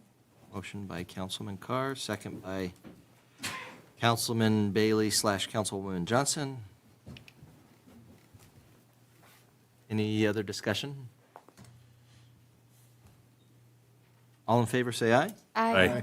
Any opposed, say nay. I vote aye. Motion passes. Next up on our agenda is Paws for Life Animal League discussion. Mr. Butterfield was struggling with what in the world would we ever put as this for a staff report? And I said, leave it to me, Mr. Butterfield. And he said, okay. So that's where we're at. So let me kind of introduce the topic, and then we'll have you guys come up, if you don't mind. You can come up now if you want, but then you're just going to be standing there while I talk, and nobody likes that. So first I want to say, we've got this on the agenda, and the way I'd asked him to do it was Paws for Life Animal League discussion. And afterwards I realized this actually is not quite the way that it needs to be framed. At least if online people are to be believed, if somebody uses the word euthanasia up here, everybody decides to donate to PAWS. So if that's going to be the reaction, I'm going to just say it all the time. Because if it means that PAWS gets more money, that's what I want. So I was just joking with Mr. Bailey about that, a little bit of, what would you call that, reverse psychology. Yeah. So I want to say that when it comes to the importance of what PAWS does and their mission in terms of being a non-kill shelter and wanting to be able to ensure that the animals in our town, animals in our county, have a place to stay until they are adopted and encouraging adoption, I fully support that mission. That is, I was talking with Pam Canham about this, and I've gone to a couple of Paws and Pearls or different Paws events, and I think, from our recollection at least, I'm the only mayor that's ever done that. Sitting mayor, not that I'm saying that nobody has ever done it. But I'm not saying that to toot my horn. I'm saying that to say I have put my money where my mouth is on that and have donated to PAWS in different fundraisers and that sort of thing. So this isn't a question of is PAWS good or is PAWS a good organization or is PAWS a worthy organization. This comes down to what I want to discuss is we have an obligation. Our obligation as the city of Riverton, under our ordinances, we are required to impound animals that are large. It's at large. It's not discretionary. It's not if we feel like it. If there's an animal at large, we're supposed to be impounding them. It's a core public safety function. So part of where we run into issues is that's our requirement. Now, we need to make sure that that is met, and we are in a situation where PAWS, whether it's due to funding or whether it's due to whatever it might be, is put in an untenable position where we come in with an animal, and they don't have space. So then that puts us in this position where we have this statutory, ordinance-wise obligation to be able to make sure that animals at large, for public safety concerns, for safety concerns, all of that, are seized and impounded. But we have PAWS who cannot step up and take those animals at times. So this has been ongoing. This has been going on for years. We know it. This has been something that has been a problem. PAWS recognizes it as a problem. The city recognizes it as a problem. Something needs to be done about it. Now, if the city could say, if we put this much money into it, it's going to solve the problem, that'd be great. But that's a little bit hard to do because we have space constraints. We have a lot of different things that we're constrained by in terms of PAWS using the city building to be able to complete their mission. So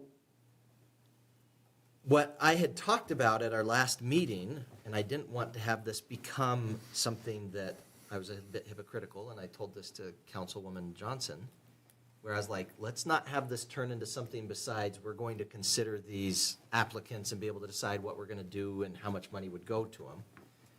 But what I had discussed at our last meeting is we need to be able to wrap our arms around this and figure out what we're going to do. Because the city has an obligation under our ordinances to ensure that dogs at large are taken and they have a place to stay. They're held for 5 days.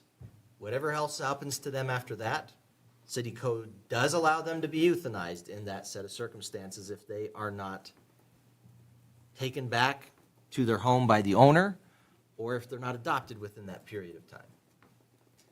We don't want that.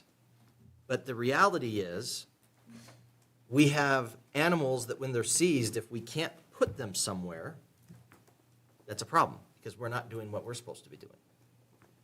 And PAWS has a mission, and they want to make sure that they have space for all the animals. So my proposal at our last meeting was to say, let's get a committee together or somebody together that can be looking at this. They can figure out what are we going to do.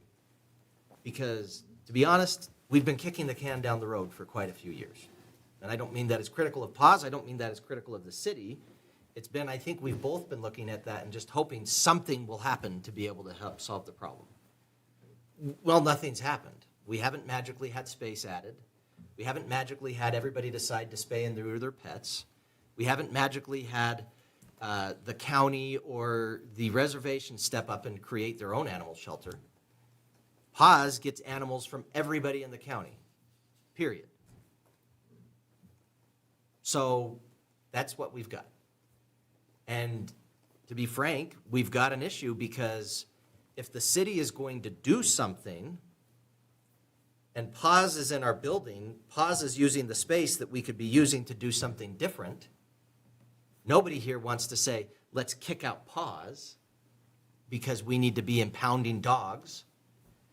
So we just need to be able to look at it in a way of what in the world can we do to make it so that the city can meet its obligation and PAWS can keep its mission. And so the question is, rather than us sitting up here and talking about it ad nauseum for hours, which I can do and I will do, I have no doubt I can do that. I think having a group that can be smaller, that can be nimble, and that can look at this from all angles would be appropriate. And so that's why I brought that up.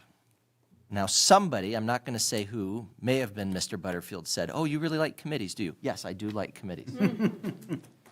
But I do see it as something that would be so much easier than us sitting up here and spending hours talking about this, because there's a lot of aspects of what goes on.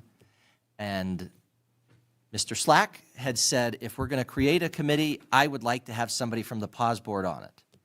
I agree with that completely. It would make no sense to have a committee talking about animals and then say, but PAWS is not going to have a representative. That makes no sense. So I think if we were to do it, it would make sense to have somebody from PAWS. So anyway, the point is for this to be discussion and kind of what does the council want to do. I'm trying to present the problem as best as I can, as bluntly as I can, because the last time I said the word euthanasia, like a year ago, everybody gasped in the audience and started throwing rocks at me. That's fine. And I said it this year, and the newspaper started gasping and throwing rocks at me, and that's fine, because reality is, if it means that people are going to donate more to PAWS because they're saying we don't want to euthanize animals in Riverton, guess what the solution probably is? If you don't want to euthanize animals in Riverton, don't come to the city of Riverton and say give them more money. Start writing checks. I hate to say it, but that's what's truthful here. And adopting pets. And adopting pets. Yeah. Because we are not made out of money, okay? I had somebody that was saying, you were sitting here talking about ad nauseum for something that is less than 1% of our budget, and I agree, it is. It's not very much of our budget. But the reality is, it's a pretty tight budget. We run lean. There's not a lot of money to go around. And the reality is also, if we decided to give PAWS another $100,000 or something this year, it's probably not going to solve all of our problems. It's not going to be enough to expand. It's not going to be enough to make sure that we have the space we need. So if you don't want animals to be euthanized in the city of Riverton, and you can quote me on this, you need to be putting money towards PAWS, period. You can come to me and gripe all you like and say Riverton needs to be putting more money into it, but we're not made of money. So that's open for discussion.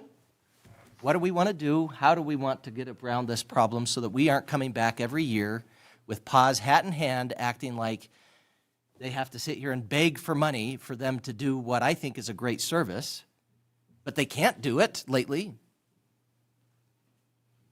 What do we got? Your Honor. I'll let everybody else go first because I've got a lot to say. Okay. And I guess the other point that I think we need to make sure is that we don't just create this cycle of dogs and cats going in, stay there 5 days, they get kicked back out, and we just keep recycling, which just costs everybody time, energy, and money. So I think, again, we got to find some permanent type solutions. And the best one would be people adopting them. And people adopting them is by far the best answer. And I don't know enough about it to say that people are average adoption rate in our community is better or worse than anybody else or whatever, but, I mean, it's huge. Yeah. And then the other one, of course, is the amount of money we spend on vet bills. You know, I know we've heard stories, and I'm not saying it's normal, but, you know, where you're spending a large amount of money on an animal that probably is not going to make it anyway and or, you know, become adoptable at the end of that process. So, again, It's hard. Again, if we had an unlimited budget, wouldn't matter, but we don't. We throw around a lot of great big numbers, okay? But, you know, we talked about the water project that we did. Okay, it was $800,000 to put a water line in for, what, 4 blocks, maybe? Somewhere in that range? Correct. Okay? You know, the city has huge responsibilities financially. Is that my 5 minutes? No. Yeah. You know, our study we did several years ago said we have $70 million worth of water infrastructure that needs to be repaired by 2030 or 35 or something. It's not that far away. And I mean, so again, we have huge, you know, we throw around big numbers and yeah, we get a grant for $500,000 here and this and that, but that doesn't go far when you're building water lines and repairing wastewater treatment plants. And I can't imagine what the crane cost to lift the lid off the clarifier that we had to repair, you know, thousands of dollars an hour, I'm sure, so. Right. Other discussion? Your Honor, as Our a PAWS sitting- liaison. Yes, as a sitting member of council I'm in my 8th year, and this is a problem that doesn't go away. We kick the can down the road. It's highly stressful for PAWS. It's stressful for the city because we're not made of money. And I think a task force is a great idea to bring the stakeholders together to sit and have meetings and try to come up with a viable solution for everybody. not a fan of euthanasia. I do think that sometimes if an animal's, like Mike said, if an animal's not going to make it, you've spent $1,000 and they still aren't going to make it, well, maybe we do need to think about doing something there. Not my favorite thing to do, but I do believe it might be a responsible thing to do. It's a tough situation, but I think the only way to come to a solution is to meet together, come up with a game plan, figure out the finances, and hopefully we'll find a solution that works for everybody. Well, and I think the idea is we've got a contract for services with PAWS, that PAWS has been having a hard time being able to keep to what they're saying they can do. But part of the issues that they're having with keeping and doing what they say they're going to do is that they're in a city-owned building and there's some limitations in being able to have expansion. It gets hard. So, yeah. It does, and we're always going to have the factor of irresponsible pet owners, people that don't spay and neuter, people that let their dogs run wild and expect somebody else to take care of them. And I don't see that problem ever getting resolved. You just can't make people do the right thing if they're not going to do it. So, yeah, task force is my thought with all the stakeholders involved. Representative from PAWS. And, yes. Mm-hmm. Okay.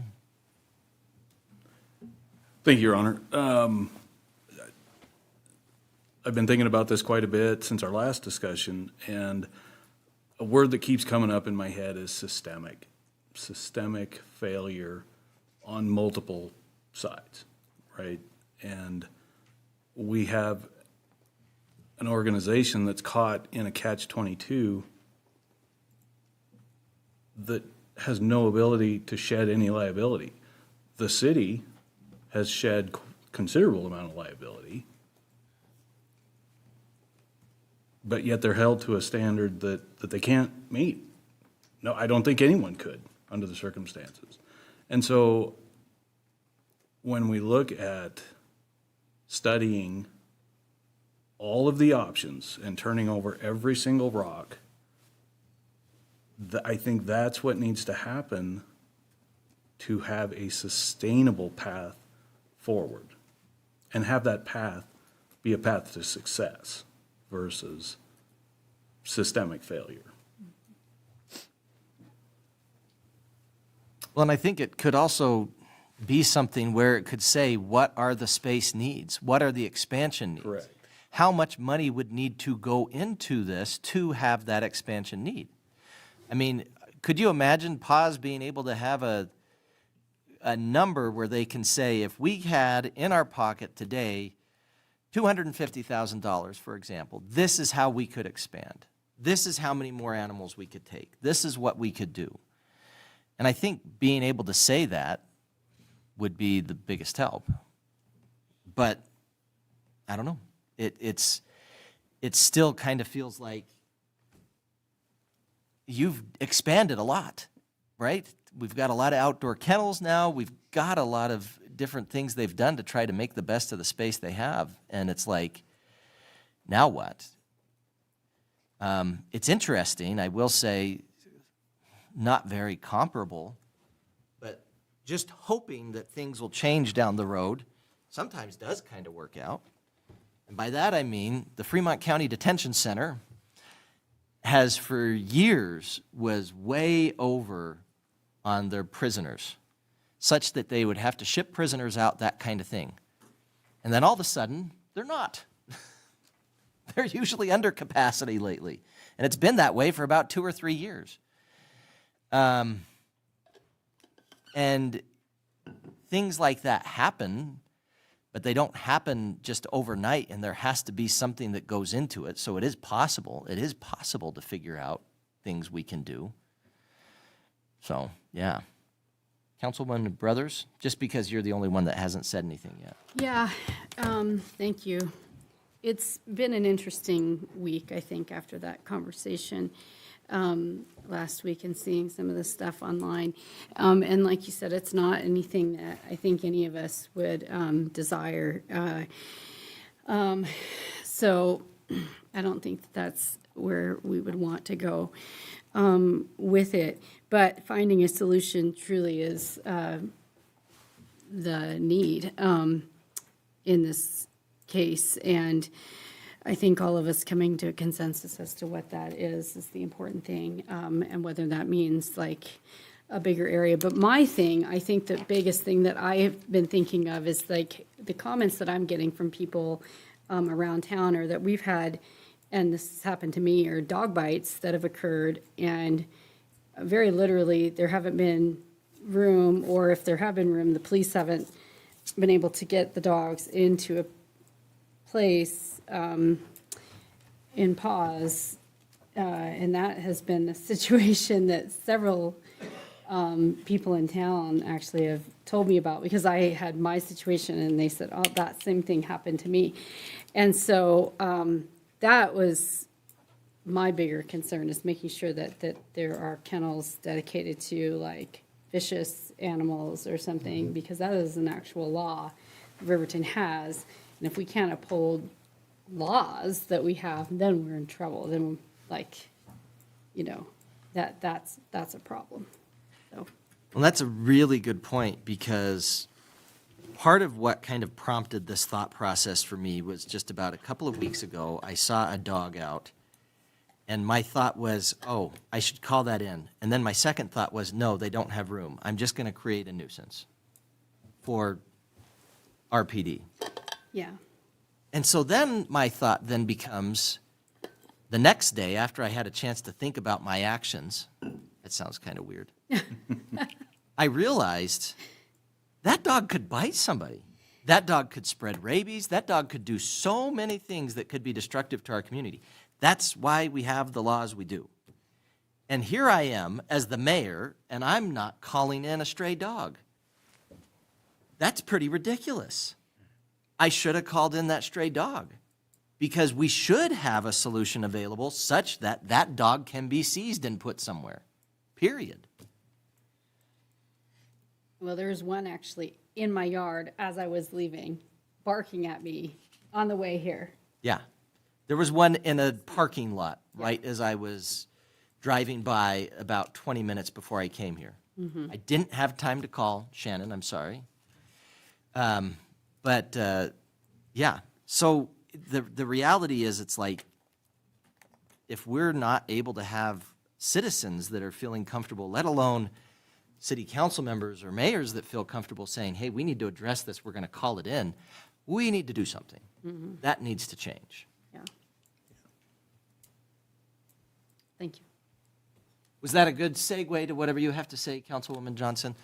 And our representatives from PAWS, I'm certainly not trying to leave you high and dry. This was meant to be more of a discussion between the council, but I definitely want to hear your thoughts. And I certainly respected and appreciated you emailing me, Mr. Slack, and saying, hey, if we're going to do this, let's do it right. Councilwoman Johnson?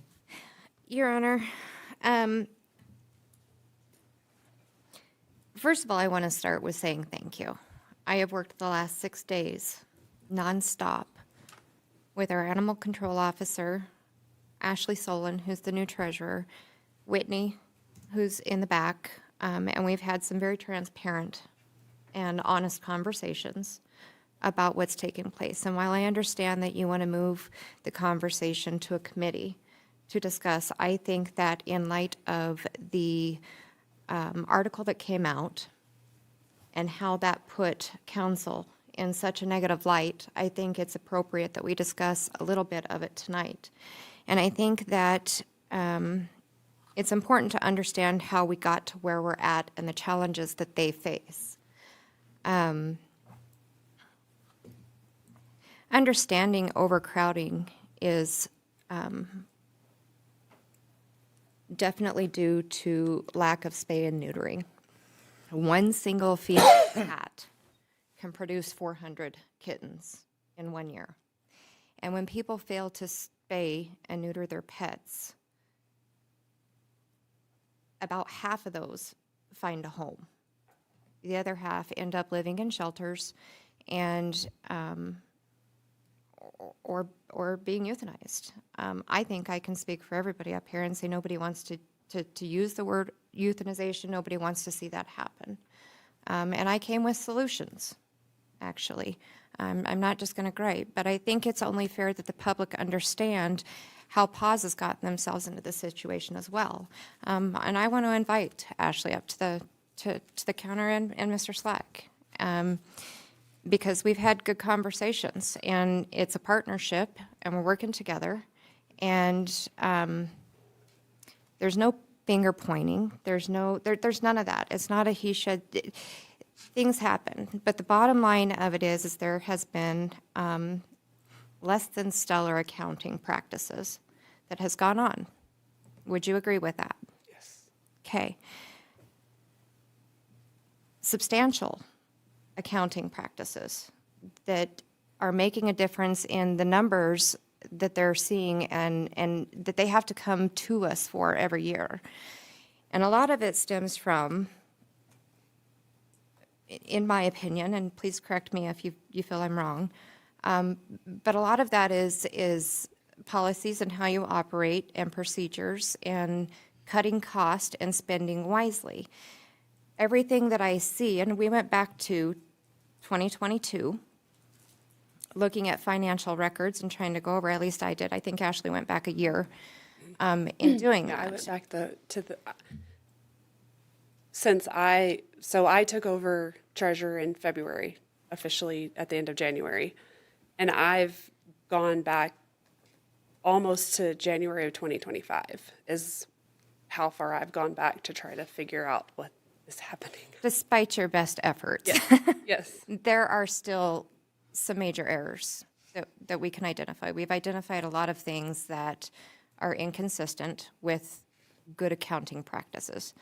And I don't think that that's anything nefarious that's been done. I think it's just a lack of knowledge in how nonprofits have to keep documentation and appropriate accounting practices.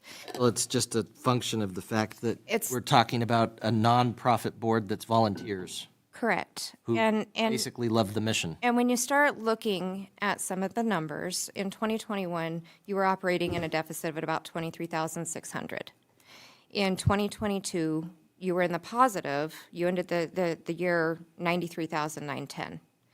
In 2023, you were again in the negative at 46,474, and in 2024, you were in the negative at 14,671. Your vet bills are because of non-payment. They're multiplying because you're not making routine payments. Am I correct there? And you're accruing interest Yes. on that. It was at 6%. The stock doc's now reduced that to 3% for last year's bills, and in 2024, she's gone to a 1.5%. So there's a lot of interest accruing on unpaid bills. There's a lot of inconsistencies with reporting, whether it's a revenue, whether it's a payment directly to the stock doc, opening money market accounts. I think there's 4 accounts that hold balances. What I'm trying to say is, even despite your best efforts, like tonight, and the updated information that you gave me, there's still a significant difference in the numbers.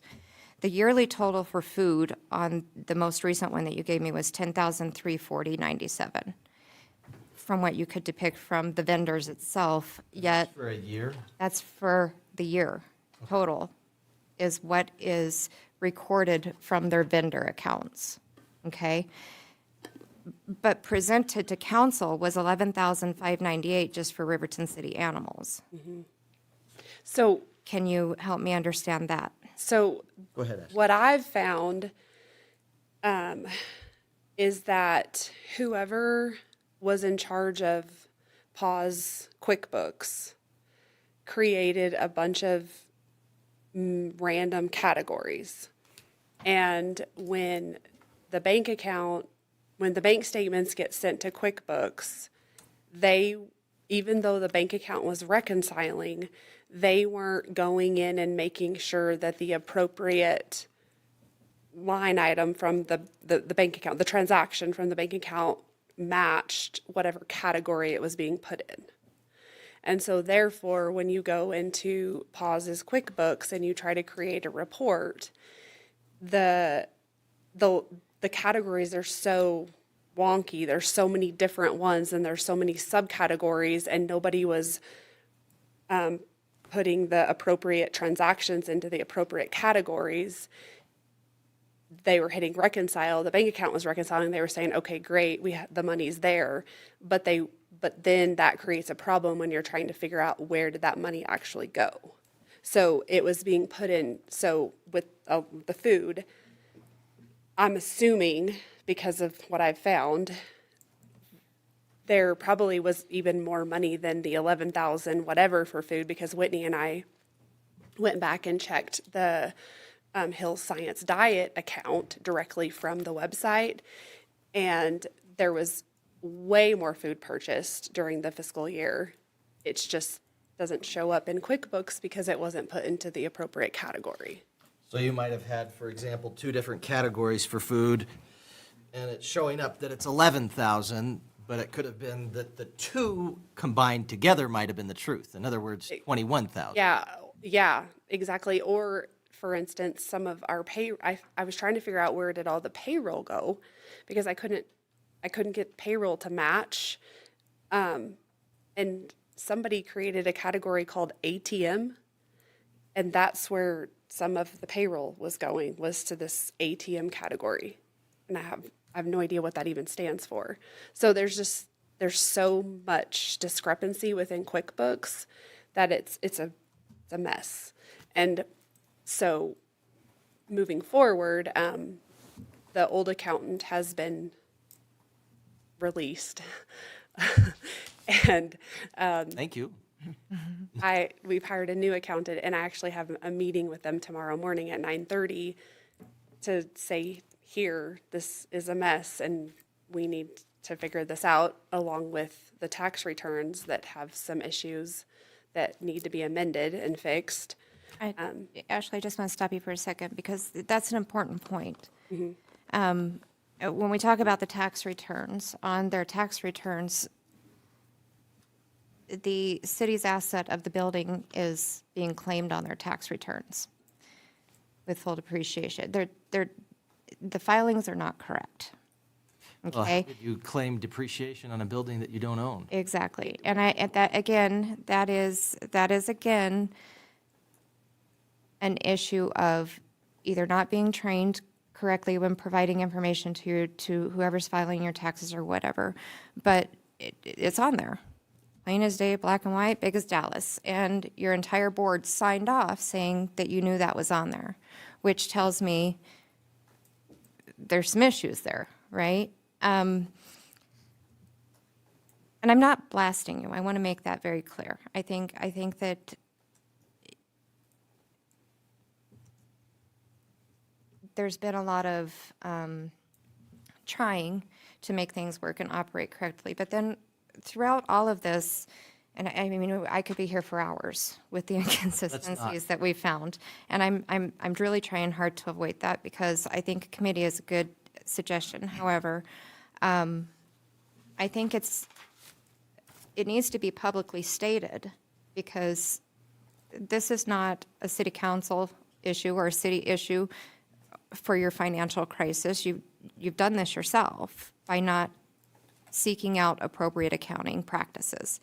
And when you come before the council and ask for $75,000, and in retrospect, we're giving you near $97,000 a year, because reclamation fees, adoption fees, licensing fees, rabies fees, all that stuff was never included prior to. The general public doesn't feel as though we're supporting you like we should, when we are. It's just not being managed correctly. And so I'm just going to make a recommendation tonight that we, with everything we have here, I think we need to pay off the bill with the stock dock.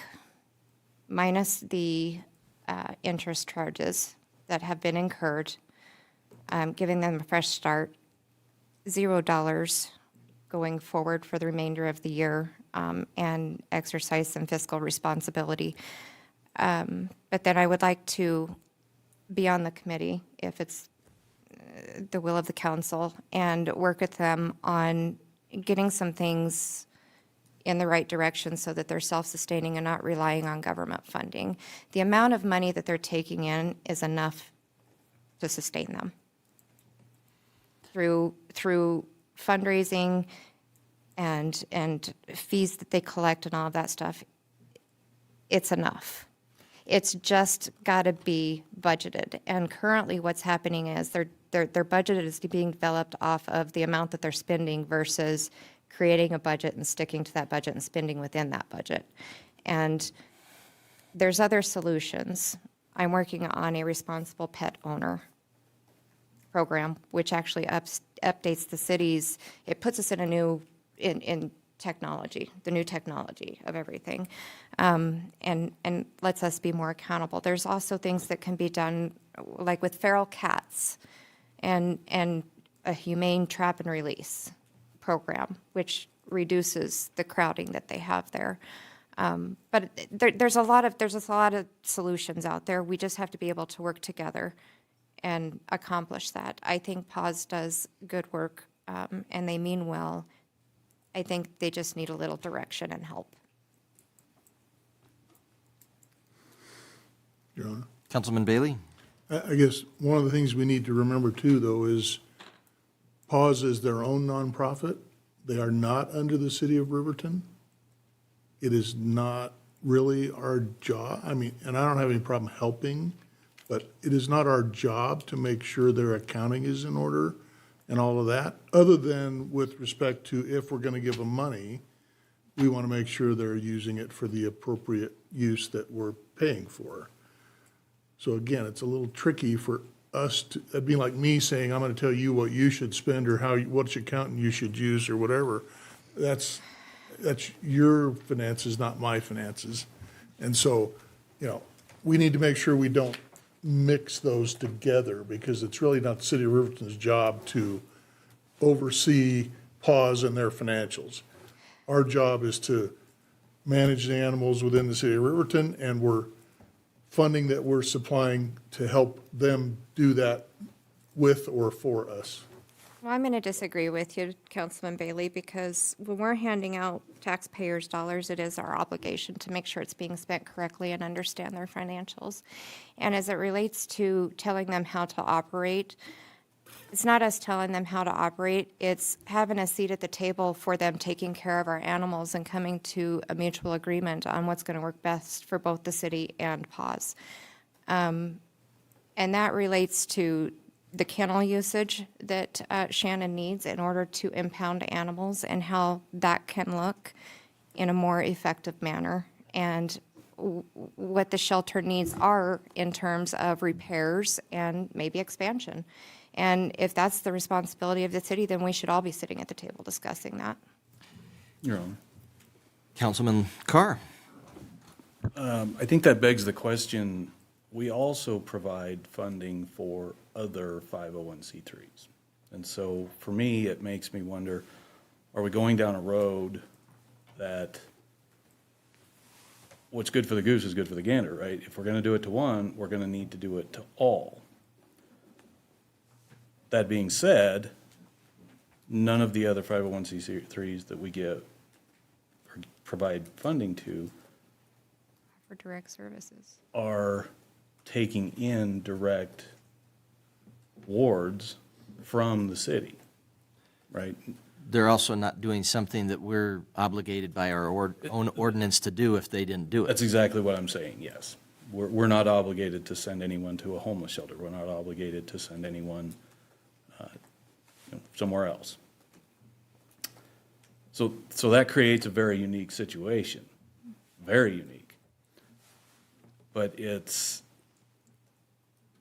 again, I think I go back to the systemic issues. These are all absolutely the minutia of the entire issue, right? we have systemic failures on both sides. And so I am fully in support of creating, a committee to look at those systemic failures. Let's see where they're at. I certainly don't want to get into a situation where we're providing oversight, because again, then we have to do it for everybody. Correct. And that would get it to be a very sticky situation. But I think providing assistance to really take a look at it and an objective manner to say, how can we fix this? What's it gonna take? Because right now, we have a big black machine that's cranking out product, right? Animals. We have an obligation to take care of those products. You have an obligation to take care of those. How do we do that effectively and with fiscal responsibility? And if we can look at that with a very tight-knit group of stakeholders, I think that would provide enormous benefit to both parties. Good point. And I'm sorry. I would Hold on, let's, like to revisit it in 6 months to see the progress of that. I think it could be good. Mr. Slack, I'm so glad that you have stepped up, been a part of the PAWS board for the last, 2 years now?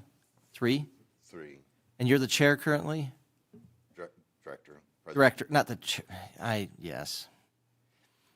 Appreciate you. Oh, thank you. Anything that you have to add? I would say, I guess, first off, I agree wholeheartedly with Councilman Bailey and Councilman Carr in the sense of, I don't think that the city should be overseeing PAWS.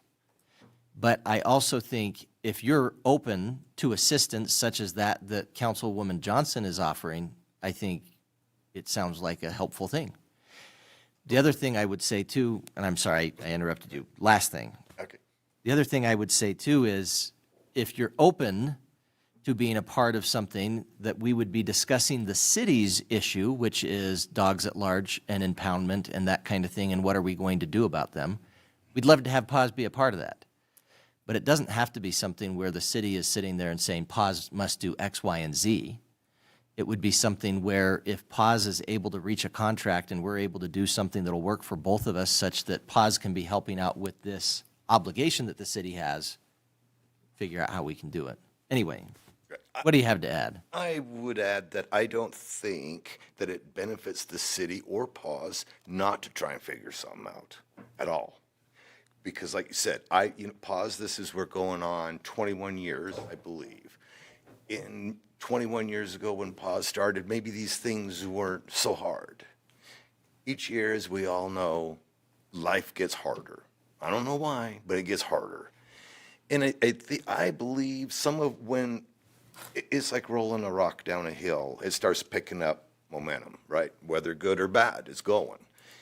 With going back 21 years, one little item got skipped, one got skipped on our taxes, and that just is a problem because we don't get paid, we volunteer, we try to do our best, and yes, I will take full responsibility. My signature's on all these papers at the top that says yes is correct. I can't even figure out my own taxes. I have to have somebody else do it. That's not in my wheelhouse. I just, my brain does not work that way. So unless there was an accountant that said, you know what, I retired, I have a lot of time, I'll be on the board, I'll do your accounting, your taxes. We don't have that, then here we are. Then we start looking at, are they gonna charge us $1,000 a month? Is it $2,000 a month? And then you add that for the whole year. Meanwhile, we're still sticking fingers in the holes that are leaking all over the place. I mean, it just seems that we're just not able to catch up, if that makes sense. And I don't even mean money-wise. I just mean in general. It just snowballs to such an extent. Then we're all behind, and then some people get burned out. I need to be off the board. Then we get somebody else, try to get them to motion, and then it just keeps on being that cycle because we don't know how it got there, but it's been there. No one said anything, and then here we are, Yeah. not knowing what the heck anybody's doing. So if we were to do a committee, what would you recommend in terms of, you're saying you'd want to have somebody who would be there from the PAWS board? Right, Ashley volunteered for that. I did not volunteer her for it. She asked to be part of that. That was the email that I sent. I remember. You could have volunteered too, but I could have, but you know, I didn't really think about it until You're fine, after Lonnie. the fact.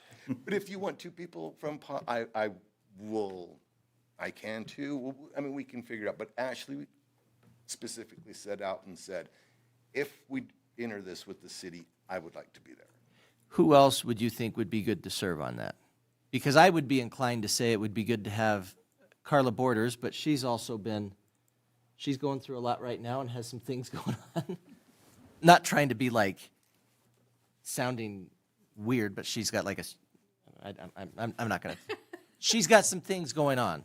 Everything's okay, but she's got a busy summer ahead of her. So I don't want to kind of volunteer for that, and she already serves as the PAWS liaison. But I don't mind though, Your Honor. I know you don't, but you also serve on like just about more committees than anyone else. Yeah, but PAWS is my bailiwick. I've been their liaison for a long time. It might be good to get some people from some other animal welfare associations or something like that. We just met one today in Larry Wallace. So the other thing we could do is we could just do an advertisement for it and have some people step up and be willing to volunteer, kind of in light of what you're saying. Maybe there will be an accountant that's retired and to say, hey, not that we're looking for accountants with what we're doing. This is something where we're wanting to look at solutions for population issues that we're facing, not necessarily looking at it. I feel very positive about what's going to happen tomorrow. Good. Because I'm making it my mission to figure this out because it needs help. Good. I'm glad you're there then. You're the right person at the right time. Yes. Councilman Bailey? Your Honor, I think we need to have a law enforcement, animal control presence in that discussion too, because a lot of what we're going to be talking about, I think, is what they can or cannot do in that scenario where they have to pick up animals. And, you know, so I think that would be another valuable stakeholder in that process. So law enforcement, PAWS, representative from the council could be helpful. Veterinary services. I'm sorry? Veterinary services. Veterinary services, that's always nice to have. It would be, I think it'd be beneficial for everybody if you have a little component of everything across there. You know, there's a number of times I've been in RPD, sat with chief, we've tried to figure some things out.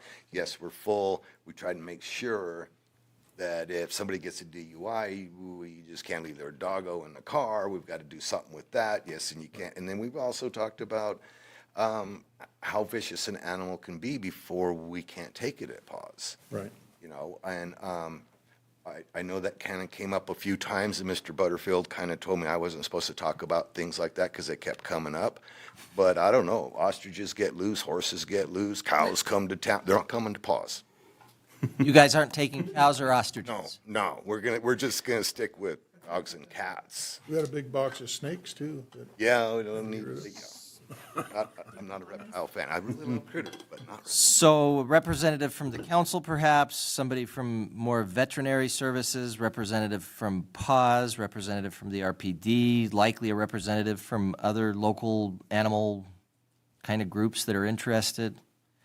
The other question, I guess, though, is do we just want to have this be advertised and let people apply, and then the council decides who we want to put on it?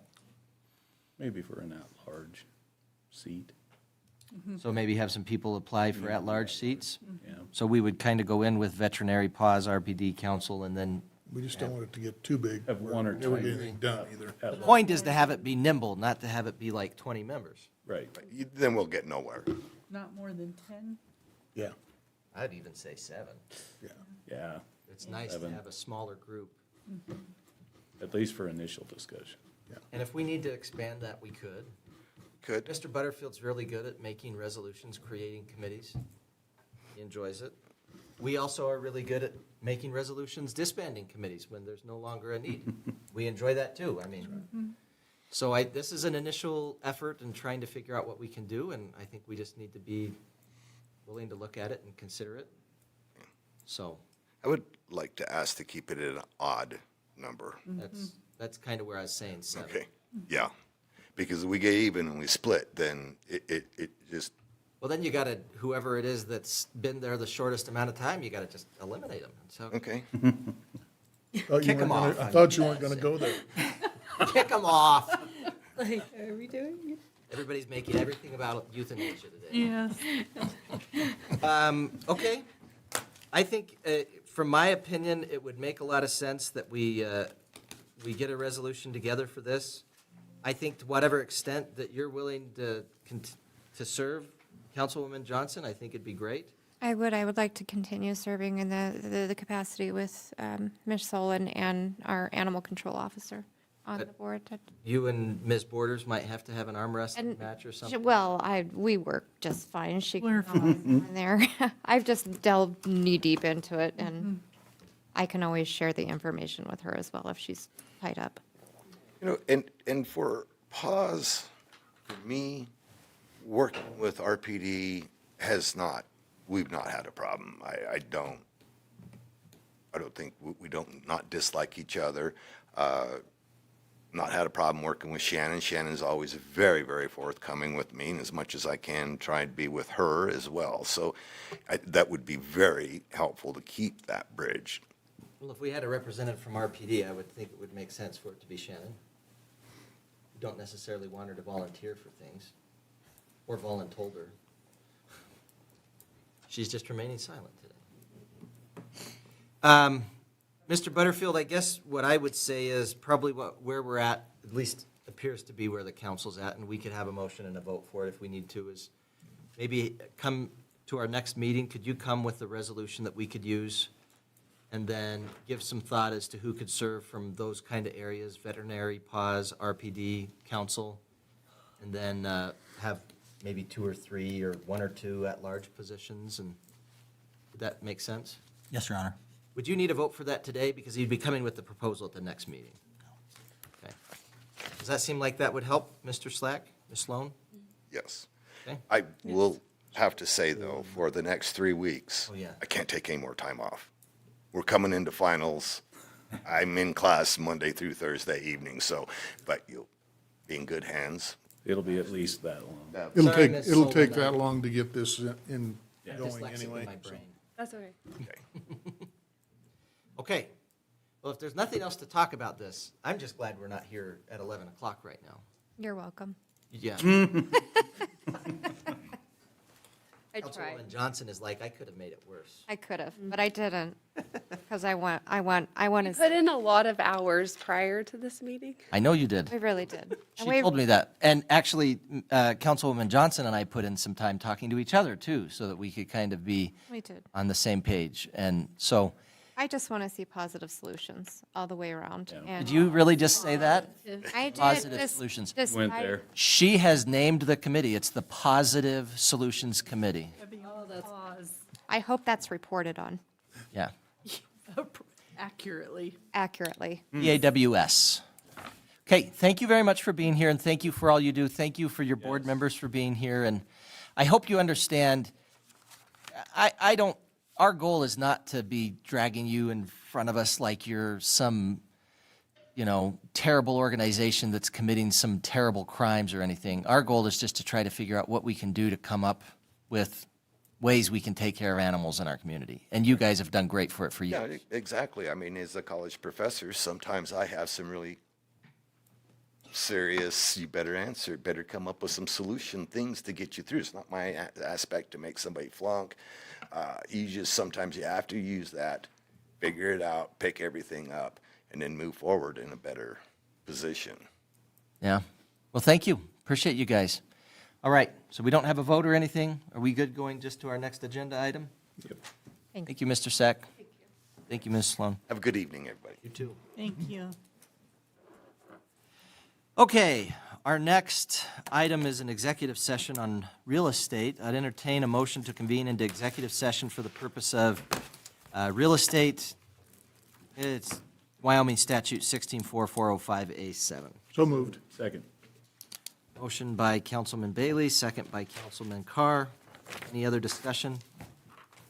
We would invite Mr. Butterfield. Anybody else that needs to come in with us?